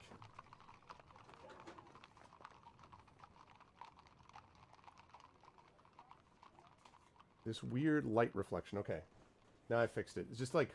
No. Have I fixed it? Mostly fixed it?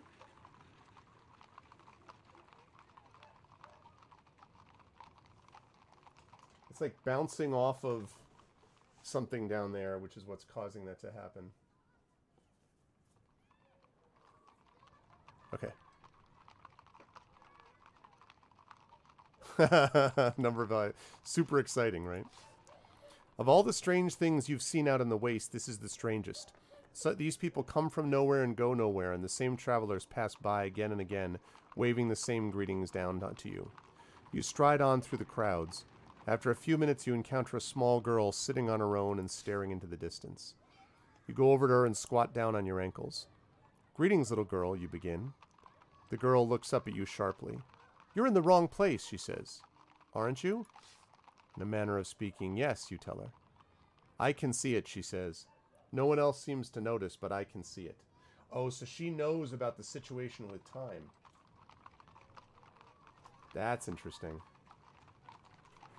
Okay, wait. I'm sorry. I gotta fix this. My light is really doing weird stuff. Better? Okay. Good.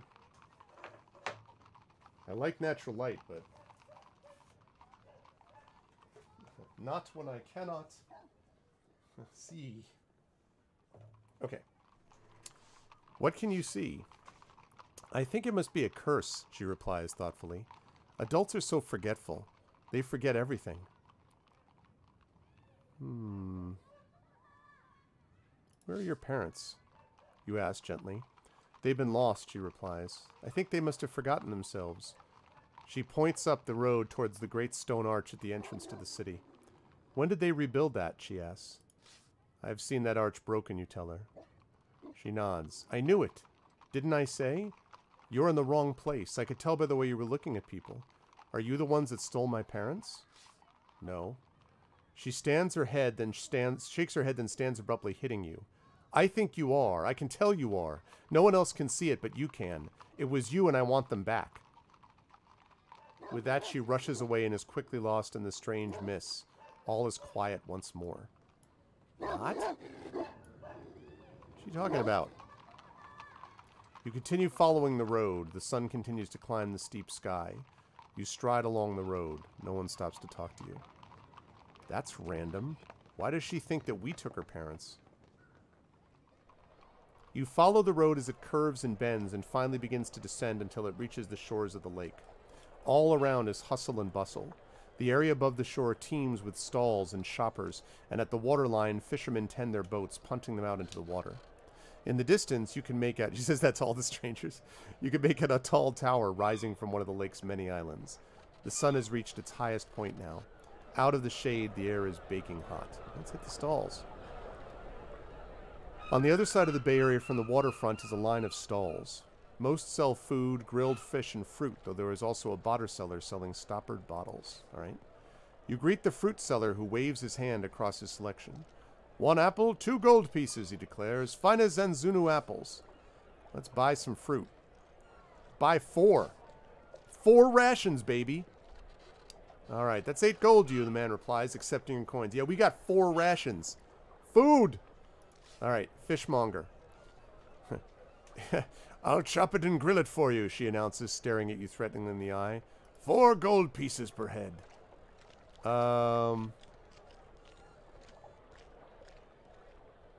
Let me buy 1 of those. Okay, she slicks the cooked fish off the griddle and onto some thick cheesecloth for carrying. Skin is so hot it makes your fingers blister to touch. Let's save the fish. And I wish I could buy 5. Okay, the bottles. Let's take a look at them. You have a lot of bottles here, you remark. The bottle seller smiles. It is not my passion, if that is what you mean, but I am very, very good at making bottles, as you can see. You scan over the filled bottles. Most seem to contain nothing but colored water and are probably filled simply to show off the craftsmanship of the glass. but a rack at the front appears to contain Blimberry Potion, and the row behind is labeled Holy Water from the Temple of the Mule. Hell yeah. Holy water is most valuable, the hawker says. An excellent wedding present, for example. I know, I didn't give me the option, Rogan. And good for magic. Hence the high craftsmanship of the glass. 10 gold pieces. It's very expensive, you observe. It's not entirely the cost of the liquid, he answers. The bottle is highest quality as well. I'll take one, you tell him. He hands it over carefully. Be careful of the glass, he says. Okay, you look over the man's collection of empty bottles. They come in every size, from that of your thumb up to tankards as large as your thigh. There are thin bottles and portly bottles, and bottles in every shade of colored glass. Some twist and corkscrew, some are delicately fluted. Most are very well made indeed. Blimberry potions, the vendor says. The finest, sourced from the wet marsh of Lake Lumley itself. 7 gold pieces each. Man, I don't have the money for it. Maybe we shouldn't have gotten all those apples. Let me... Alright, I didn't realize. Let me rewind this.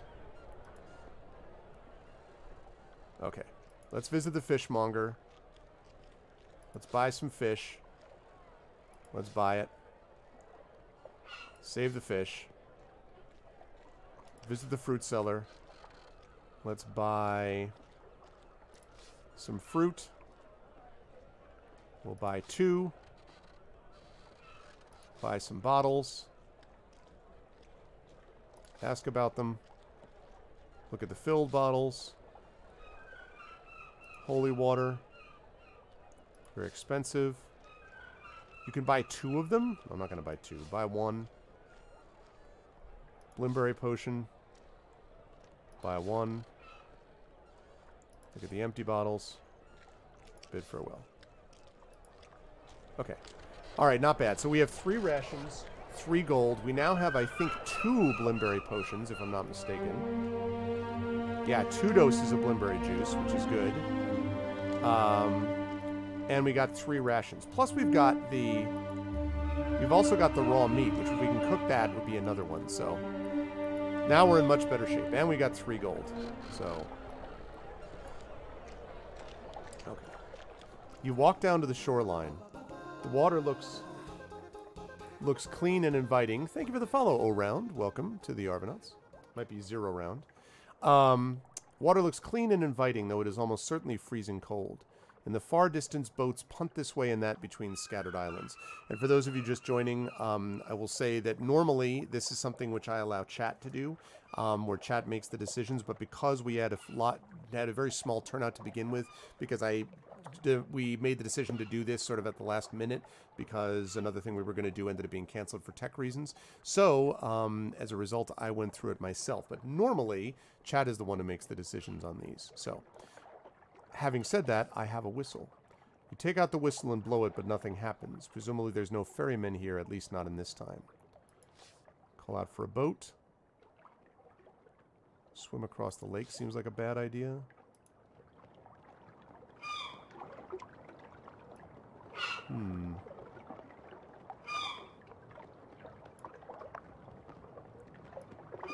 Well, I guess we could go back to the shore and...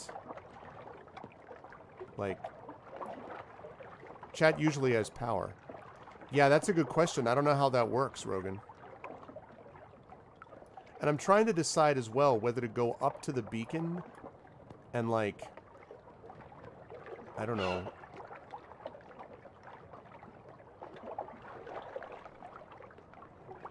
move it in a different direction? And then that way there would be the ferryman there, possibly.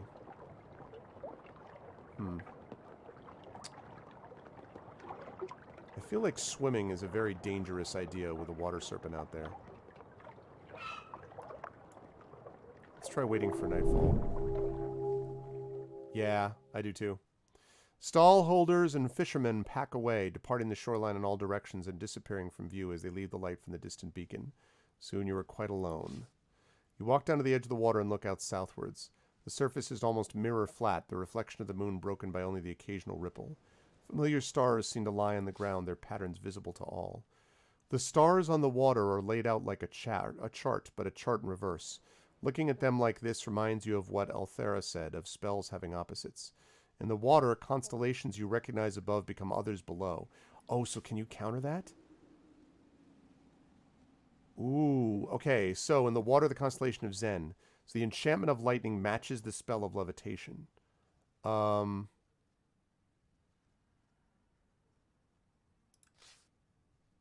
Image of the Gak spell, whose stars form the shape of the sus spell. Seem the magic of suspicion is blocked by that of fear. Closer to the shoreline lies the stars of the How spell. The new shape matches the Fix spell. Incredible. The pattern of pathfinding negates the spell of attachment. Yeah, we got some counterspells there. Suddenly the waters smash open as an enormous creature bursts up from below. It has 3 racks of nightmarish teeth, and they are open and coming your way. You wait on the shoreline, sword ready for the creature's approach. Is this one of the serpents? The great mouth rears up from the water. Teeth upon teeth shimmer in the moonlight, but it is too far away to swing your sword at.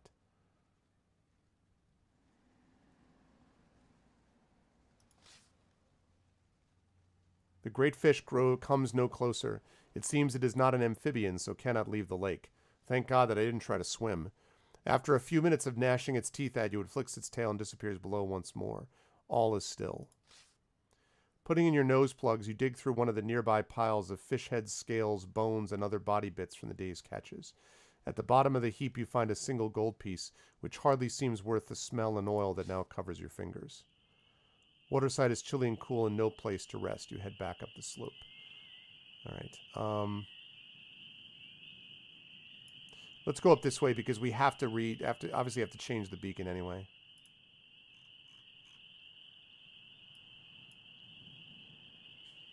What's up, Eclipse? No, although definitely has heard. I know we've heard of it, but has not discovered it yet. I'll bet it's going to be epic.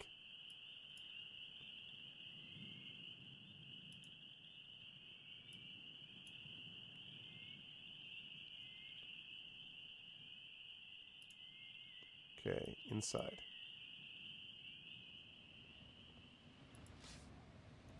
You have not yet eaten today. We will eat now. One of our rations. We had the smoked fish. Okay. Alright, so now we have to go up the tower and change this thing so that we can. We've done that business. So now we can just shine it. I mean, we might as well shine it, I guess. There's a hut there. We might as well shine it this way, because I still think eventually... Well, I mean, we could also do that, too, now that I think of it. But, anyway, eventually, there's going to come a point... Yeah, that hut isn't even there now. There's going to come a point, I think, where we're going to have to shine this on this dude regardless. So...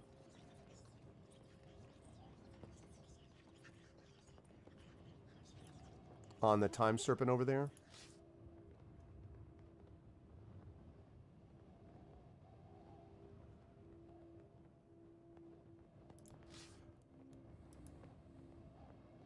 No, I mean, definitely. It's not the worst thing, for sure. Okay. So we've got that beacon like that.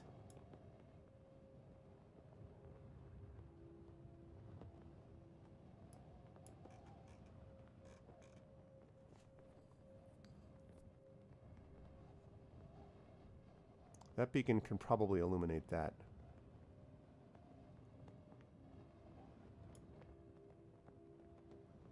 I think I'm going to fast travel, since I've already done these things, I'm going to fast travel to these two places and change the beam. The power of the beam compels you. Okay. So this does not need to be here now.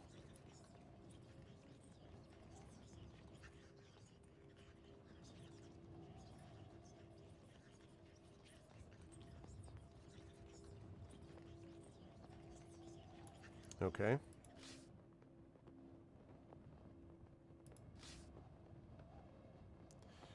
It is a little bit.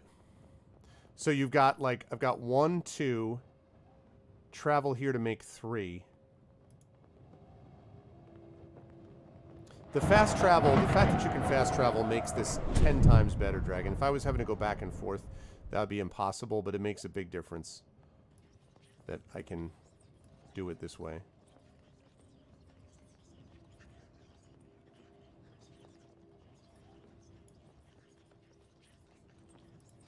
Okay.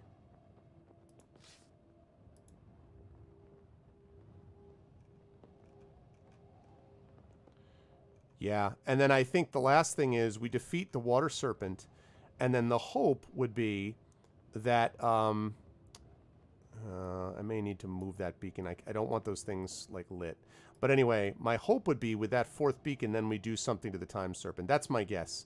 This is all a guess, but I'm assuming that the beacons combined have some kind of combined power. That and the parchment that we have, so... Still need that Fire Serpent, though, which I think is somewhere in here, but I don't know where exactly. Okay, let's get back up to here.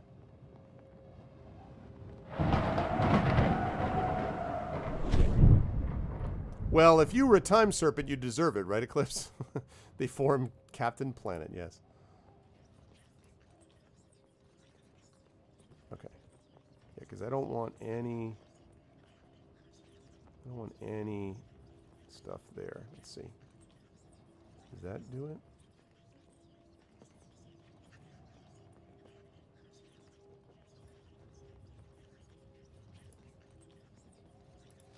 I think that now should be right. Let's take a look.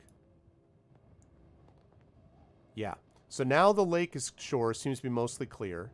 So now we've got 3 beams here. And when I get this beacon activated, there will be 4 all lit on this thing. That's got to hurt it or affect it or do something to it. You know?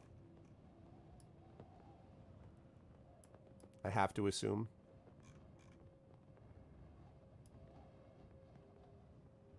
I think it is. I think it is just, but it's not quite. But I think, well, no, I think it is actually, Rogan. You can't see it because of these 2. And I also may be completely wrong about this idea, by the way. It may have nothing to do with that.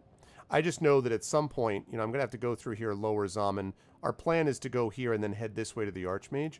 But we have the Water Serpent to defeat and the Fire Serpent to defeat and the Time Serpent. And I don't have any details about that yet, so. But, so the next goal, I think, when we start is going to be to go down here, try to figure out the deal with the Water Serpent and how to, like, call him out, defeat him, and then we'll just have the 2 serpents left. And the Fire Serpent's the problem. I keep seeing like a red snake here. So my guess is that the Fire Serpent's somewhere in here. But I thought the Fire Serpent was coming for us. See, the Fire Serpent is following you, waiting for a chance to attack. So, I mean, I wish it would do the job and attack because, you know. So I think it's worth, yeah. It seems like it's worth doing. If we defeat the Water Serpent and the Time Serpent and there's 1 serpent left, then we'll have to explore and figure out where that last serpent is. But in any case.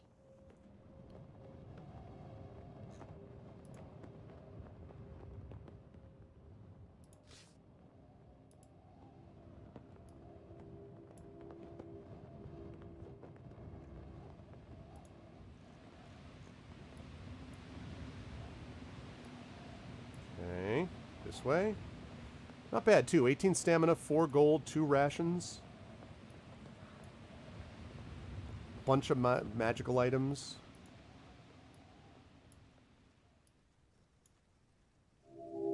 Yeah, yeah.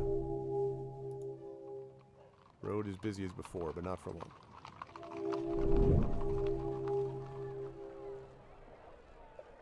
Okay. There we go. So, that's going to be the thing we do next, which is go across the water, deal with the Water Serpent, try to get to this beacon, launch the beacon, which will let us open up these areas if we need to, and also cast it on the Time Serpent, and then deal with the Time Serpent. That'll just leave us with the Fire Serpent. Calm the pansy, yeah. So we're definitely getting there, chat. We got a lot of things done, including the defeat of another creature today. But, and we even got a new god, our fox spirit friend. But, I did have bacon this morning. But, I do need to start wrapping up here because I'm going to need to get ready for my GOG stream in short order. However, I do have some good news for all of you, which is that I have a surprise for you lovely folks. So here is the surprise that I've got. I was contacted today by the PR representative from Inkle Studios, the people who, of course, put this game together. And they said, the person in question said that they noticed that I was going to be streaming Sorcery 3, and they wanted to know if I would like any Steam keys to give away during the stream or later on as well. And of course I said, why, yes, that would be lovely. And so I actually have a free Steam key to give away of these Sorcery games. So what I'm going to do is I'm going to do a giveaway here. And I'm going to do a giveaway, and I'm going to do it of the one for Sorcery 1 and Sorcery 2. So if you've been watching it and you would like to start this from the beginning, then I have a key that will give you the key for Sorcery 1 and Sorcery 2. You blame me already. So let's see. Let's do this. I don't think that's right. Oh, no, that's right. So if you folks would like to do this, please type in the word Inkle if you would like to win a free copy of this game. If you would like to win a copy, not of this game, but of the first 2 games that led up to it. I actually do have Steam keys for all of these. But, you know, I'm not going to give them away all right now, but I figure I was going to do this. And I'm really pleased that, that I want to thank Inkle for doing that, and thank the PR rep for doing this as well, whose name, by the way, I don't think this is secret, but their name is Emily Morganti. And actually, Emily Morganti also coordinates stuff for the Juvenile Diabetes Research Foundation stuff also, and does like a stream on Twitch for that. And so we chatted about that earlier on. So that was cool. You already own all of them? Oh, cool, Tushing. And yeah, I mean, they're great games, obviously. I've been having a great time with them, as all of you know. And so, yeah, so I figured that I would do this. So it was very nice of them to do. I agree. And I'm glad to be able to give away a copy of these, and hopefully we can do more of this. She also said that there was stuff as well that was going on with, she also covers Wadjet iGames, and we've played one of theirs as well, the Samaritan Paradox, I want to say. But also like 80 Days, Heaven's Vault, that Pendragon, that's all Inkle as well. And of course, I've already played through 80 Days. But Heaven's Vault is one that I've been thinking about. And that was actually on the nominee list for the Patreon Field Chat Chosen Game of the Month last month. So that's the kind of thing which may come up again this time. We will actually see if that's the case. Anyway, so yeah, so I thought that was very nice of them. And since, again, we had a small cozy stream today, I thought I would thank everybody by giving away one of these 2. I also have all 4 books to Shingen. Yep. I also have 4 books. And yes, Seven Serpents. As the game has gone on, it's gotten more, as the games went on, they became more and more separate from the books. Shamatanti Hills is pretty close, although they obviously expand on some things. They did a lot of things, they did more things differently, certainly with Kare, City Port of Traps, and then they did a lot of things differently with Seven Serpents. The stuff with the time frame and everything really like a popcorn kernel just explodes it out, right? And then I haven't played Crown of Kings yet, but I can only imagine. And that game, of course, is the original. Hold on a second, my webcam is giving me grief. Give me one second. Okay. That game is honestly one of the... That is the best game book ever made, in my opinion, The Crown of Kings. So anything they could do that would change it around more than it already is like surprising to me. So I'd be interested. You haven't played Part 4 either? Yeah. So I'm interested to see what they do with it, because boy, Part 3 is wildly different in a good way. I mean, they really made improvements to it based on the technology that they had that was available to them. So yeah, I am very much a fan of this. Yep. 800 references. Yeah. Incredible. An incredible achievement. The books are worth playing anyway. If any of you are able to grab copies of them, because they are available, I think, on Amazon and elsewhere, they're worth getting. They are great. And the illustrations are so good, and like, oh man, I just adore those. They're so good. Okay, so I'm going to last call here. Last call for these. Stream is holding up much better. Oh, that's awesome, Troll. Although I'm going to be closing up shop here in just a couple of minutes. Everyone's doing all right. I'm just giving away a copy, Steam copy, courtesy of Inkle, of the first two books, the first two games in this series. I'm playing Sorcery 3, and I'm giving away a Steam key for 1 and 2 right now as we speak. So, but I'm glad that your stream's holding up, and everyone's doing well, and I'm glad also that you're going to be getting some better internet, because it sounds like it's been pretty frustrating dealing with... that, it sounds like, to this point. Hey, Miranda. Yeah, it was an eventful session also. It was an eventful session. We defeated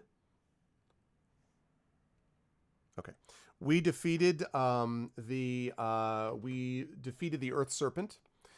So we beat the Earth Serpent. We went and explored Tin Pang. We got a bunch of teeth. We got a bunch of gold. We used all the gold to get provisions and other things. We have a fox spirit is our new spirit. We got details about, we got the weakness of the Time Serpent, or at least the parchment that has the weakness of it, and activated another beacon. And we're just sitting at the shore getting ready to cross the lake, where presumably we have to deal with the water serpent. We still haven't found the fire serpent. We did find the marsh goblins, as I said, but we still haven't found the fire serpent. So after we beat the water serpent, and assuming we defeat the time serpent, we may need to go back and deal with the fire serpent, because I don't know where that is. So yeah, well, we didn't lose the god. The god, we used up the god, really. We found the earth serpent, and once we defeated the earth serpent, Throff said that she needed to leave, because to let our real spirit come back, because she had done everything she could, basically. So yeah. And so we slowed it down and choked it to death. It was very satisfying, let me tell you. Very, very satisfying. It was a satisfying experience.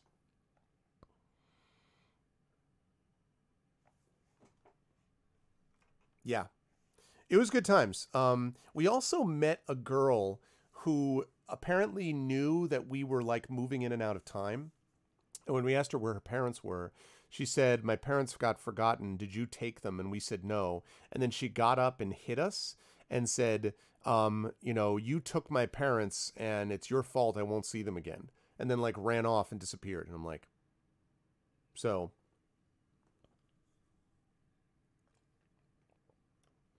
Yeah, no, I'm glad about that, man. I know that you've been dealing with that for quite a bit. I'm moving next week, as I announced. And that girl was weird. Yeah. Right. Oh, I forgot about that.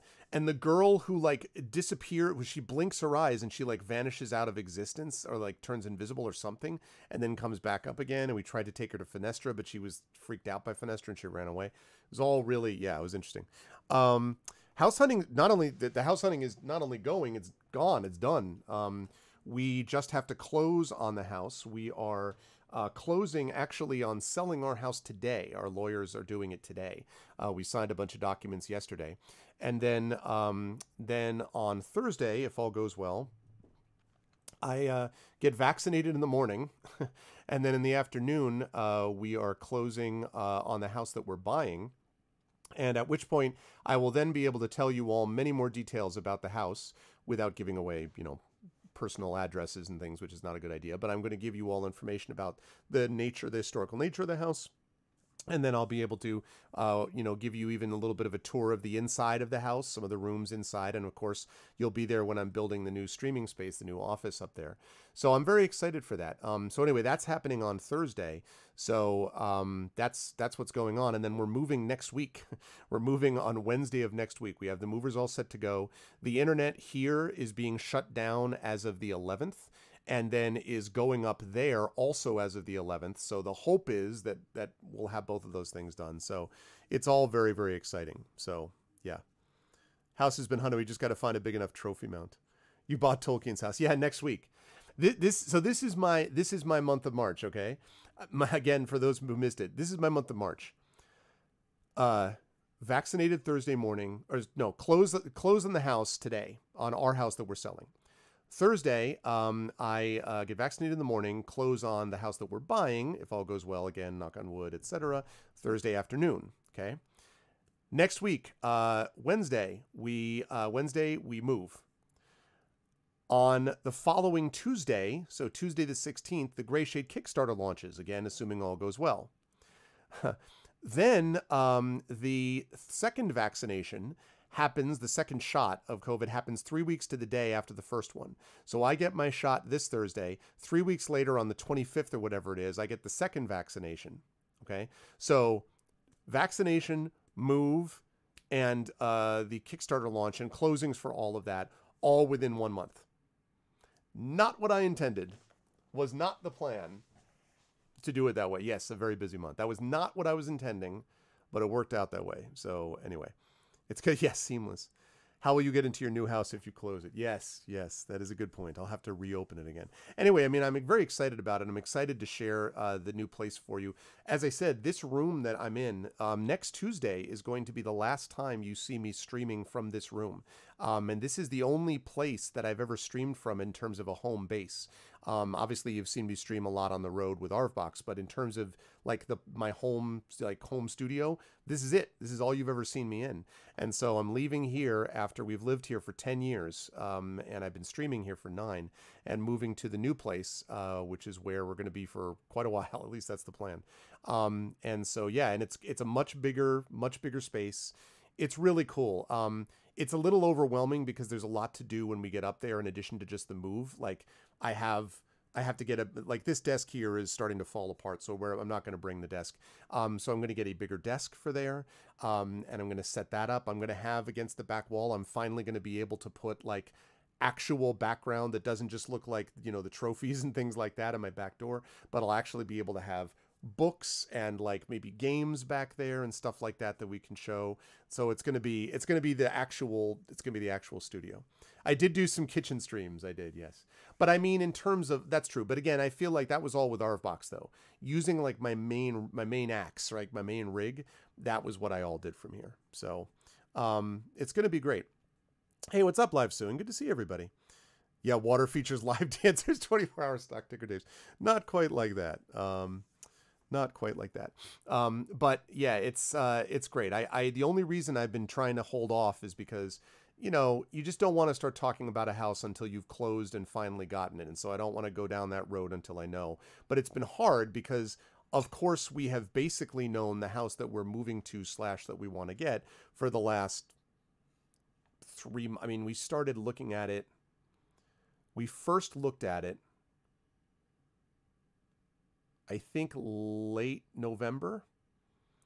And so then we started talking about it, and we signed contracts on it a month later, December. Late December, the first contracts. And then January, we did other sort of back and forth contracts. We were selling our house at the same time in December.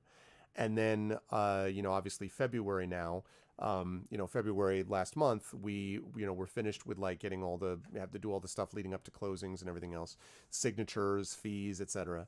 And then finally do all that stuff. So like I say, now we finally close on it. So it's crazy. I did stream from a closet. I did do that. So anyway, there's been a lot to it. So yeah, so I've known about this place really for 3 months, that there was a good chance this is where we were going. And yeah, it's going to be, I mean, it's an adjustment. It's an adjustment for everybody. My daughter lived in one other place before we moved here. She was born in one other place nearby where we live now. So she was there, but she was there for like a year and 9 months or something before we ended up moving to this place. And so the only place really that she remembers is this house. Her room, this is the only place really that she remembers. And so that's definitely a change for little Arv, because it means that she's got to make a big adjustment to something. But she's only had to do it once, and this is the place where she'll be for a while. So, but she is going to have to do that. And then Mini Arv has never lived anywhere else. Mini Arv was born here, like quite literally born here on the first floor, has never been anywhere else. So, but, the buyers that are getting the house from us, we really like. They're nice people with 2 kids of their own, and so it's going to be a good place for them. It's close to the school that the kids go to, so it's a good pickup for them. And for us, it gives us a chance to move to a place that we feel a little more comfortable with, and that we're, it's good stuff. And I am still going to be teaching at St. John's, and that's not going to change. And I'm still writing and streaming and playing music and all the same business, but I'm going to be doing it from a place that I think I feel more comfortable with, that has a little more room. Because part of the reason that we decided to do this move is that little Arv is growing up. Mini Arv, well, little Arv is growing up too, but Mini Arv is growing up. You know, he's 4.5 now. Actually more than that, because he's going to be turning 5 in June. So he's getting big. And he really doesn't have his own room. He basically has a bed in our room. My wife's in my room. And so, you know, eventually we were going to run into a position where my mother-in-law lives with us. So he's not going to move downstairs to where my mother-in-law is. He can't, you know, he would basically have to move here. And then if he moved into this room, what do I do for an office? Like, I've got to have an office, especially, you know, remote teaching. I do this little thing called streaming. I mean, like, I kind of have to have an office. So it was just one of those deals where we finally had to be like, we need a little more space. And so this place will definitely provide that. And Dragon, I know you were semi-joking about having a Dragon guest room, but I'm very excited actually to be able to have guests again once the pandemic passes, and to be able to, you know, we can have guests at our place now, but it's just much smaller. So it's nice that we'll have an opportunity to do that. So it'll be good. Yeah, 4 3/4. Son is going to be 5 in 4 days. Wow, Brahms. Yeah, I knew that our kids were similar ages, but our youngest kids, but wow, congratulations. Happy birthday to your kid. Yeah. Anyway, all right, I've got to rise up on out of here, folks. So I'm going to finish this. Here we go. Mrs. Dunsel. You know what? I'm really happy about that because Mrs. Dunsel loves these. Has loved these games. So I'm really excited, actually, that Mrs. Dunsel is going to get a chance to win one of these. That's super cool. I'm really glad about that. Now, Mrs. Dunsel, you are obligated, you realize, to share these with Commander Dunsel. And I know for a fact that you and Commander Dunsel do not always agree on what to do in these games. So I don't know how that's going to get resolved. I just want to be clear about that you're going to have... I'm just curious. Like, I don't know how you're going to resolve problems that exist here, but it is a thing, and so I'm curious. No, I mean, you don't you don't have. Of course, you can do whatever you want. You want it. So, all right, give me just 1 second here. Let me send this to you. Congratulations, Mrs. Dunsel, and thank you again to Inkle. And I have a couple of more of these to give out, folks. So when we play this again, I will probably give this out again. If I have leftover codes, I would probably save that for. I would probably save... What? Oh, what did I just do? Okay, good. That's what I wanted to do. Excellent. For one horrifying moment, I thought I'd accidentally ban Mrs. Dunsel, when what I meant to do was to pull up my little whisper thing. Okay, so I'm going to give you, again, this is Shamantanti 1 and 2. No, Shamantanti. Sorcery 1 and 2. Shamantanti Hills and Kare. Okay. All right, I just sent it to you via Whisper. So just double check, Mrs. Dunsel, make sure that you got them. Please.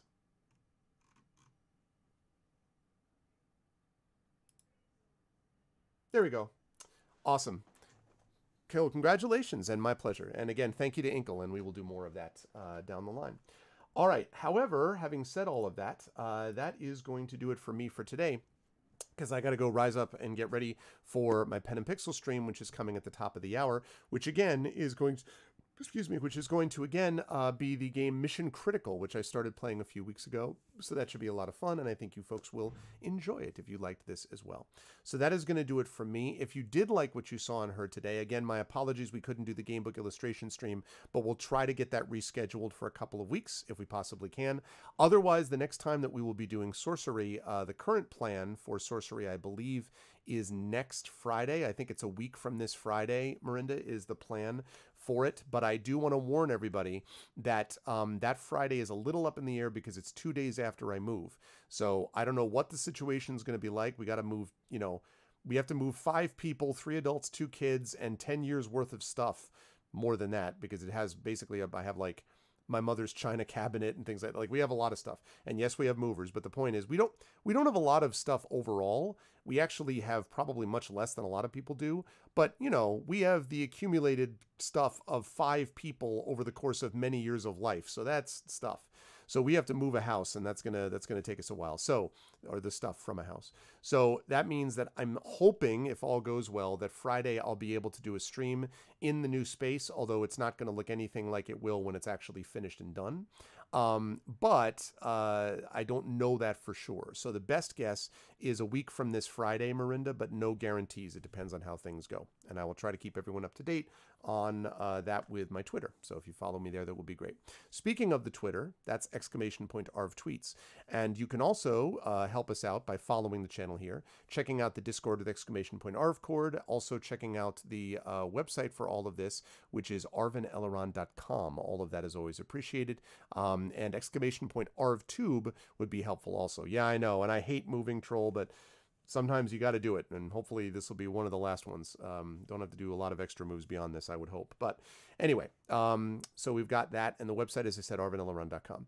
Financially, !ARV shop is the merchandise area where you can get stuff for Infinity and Beyond, Adventures of Middle-earth, and Esper Genesis soon, and also support the channel. !ARV Treon is right there. We had someone who had to drop down from their previous support, so that is a little bit below 200 again. And again, we would love to see that go up because that really is the financial backbone of the channel. The more support that people are able to give, the more that I'm able to do things like put money into the awesome new camera that I've been using and stuff, which I think makes for a better stream for everybody involved. And so I hope you will consider supporting because you get cool stuff for yourself and cool stuff for the channel when you do that. !ARV Treon for that. And then, of course, subscribing to the channel, as many of you did today, or resubbed is always appreciated. Those custom sub badges and emotes, and, of course, inspirations. And I will be also inspiring the people by adding to my inspiration list that is on my list of things that I have to do this evening after I'm done with streaming. So that's what we've got going on with that. Otherwise, the publishing stuff, !Icarus for my Icarus graphic novel from Athos Arts. More details about Athos Arts stuff coming soon. Library is Tales and Tomes from the Forbidden Library. More about that in terms of Alligator Alley's involvement with stuff that I'm doing is coming soon. That is available right now in digital form, by the way, the Forbidden Library book, and will soon be out in print form. It's already available and it's already out in print form, but it's sitting literally on the docks in U.S. Customs. And until they release it, there's nothing we can do about it, which sucks. Like, we really want the damn books now. But in any case, that's what the delay is. That's what the holdup is about. And believe me, we want it out there because I would love it if we could start selling those books to people and, you know, fulfilling the Kickstarter backers, but also selling it to those folks. So it's available in digital, but print coming soon. Also, !Grayshade KS is my Grayshade Kickstarter. That is launching in a couple of weeks. And again, I'll have more details about that very soon, and I'm very excited about the prospects for that as well. Last but certainly not least, !BLM, Black Lives Matter, important to continue to affirm and assert the significance and importance of Black lives. So there are resources, there are links to educational information, political advocacy, places to donate, and so on at that link. And !Help Now, which is the World Health Organization page on suicide prevention. Also extremely important that we support each other in this time by reaching out to others if it seems they need help, and also by reaching out to others when we need help. Both of those things are important for making a community work the way that we want it to. That having been said, no raid today because we're going over to GogCom, as I said, in about 20 minutes. But I do want to thank everyone who came in and made this a fun stream today. As I said, although it was a little bit impromptu is the way that it all went down. Thank you to my wonderful mods, Dragon Spear. Dragon, I'll respond to you later this evening. Jedi Burner, Triffity Mats, thank you so much for stopping by, Triffid. I think Triffid is on the road or heading on the road shortly. So thanks, Triffid, as always. And thanks as well to... As I just realized that I still have ARVBot running. Let's remove ARVBot now. And thank you as well to my wonderful subscribers. Thank you to Dragon Spear, to Jedi Burner, to Triffid. Thank you to Brahms. Thank you to Marinda. And thank you to Mrs. Dunsel. And congratulations again, Mrs. Dunsel, on winning the game. Thank you to my viewers, Black Fury, to Carbo, to Chrono Travis, Commander Root, Droop Dog, Eclipse, Electrical Longboard, not a bot at all, Flop Air, Gigafrost, Harlequin, Ilara, Kookie Canuck, thanks again for the resub today, Kookie. Landis the Thief, live suing, always a pleasure live. Nonstop, Ton Toms, T-Bank, Tashingen, TNS Mephiston, Trolls are bait, good to see you again, Troll. Thanks, man, and hopefully internet thing is going to be working your way very soon, improvement in internet. You Christensen, VNK, Virgo Praz, and X Rogan. Always a pleasure, everybody. Thanks so much, and I hope everyone had a good time. I will see you folks over on GogCom in a little less than 20 minutes. Until then, everyone be good to each other, and I'll see you folks soon. Bye for now.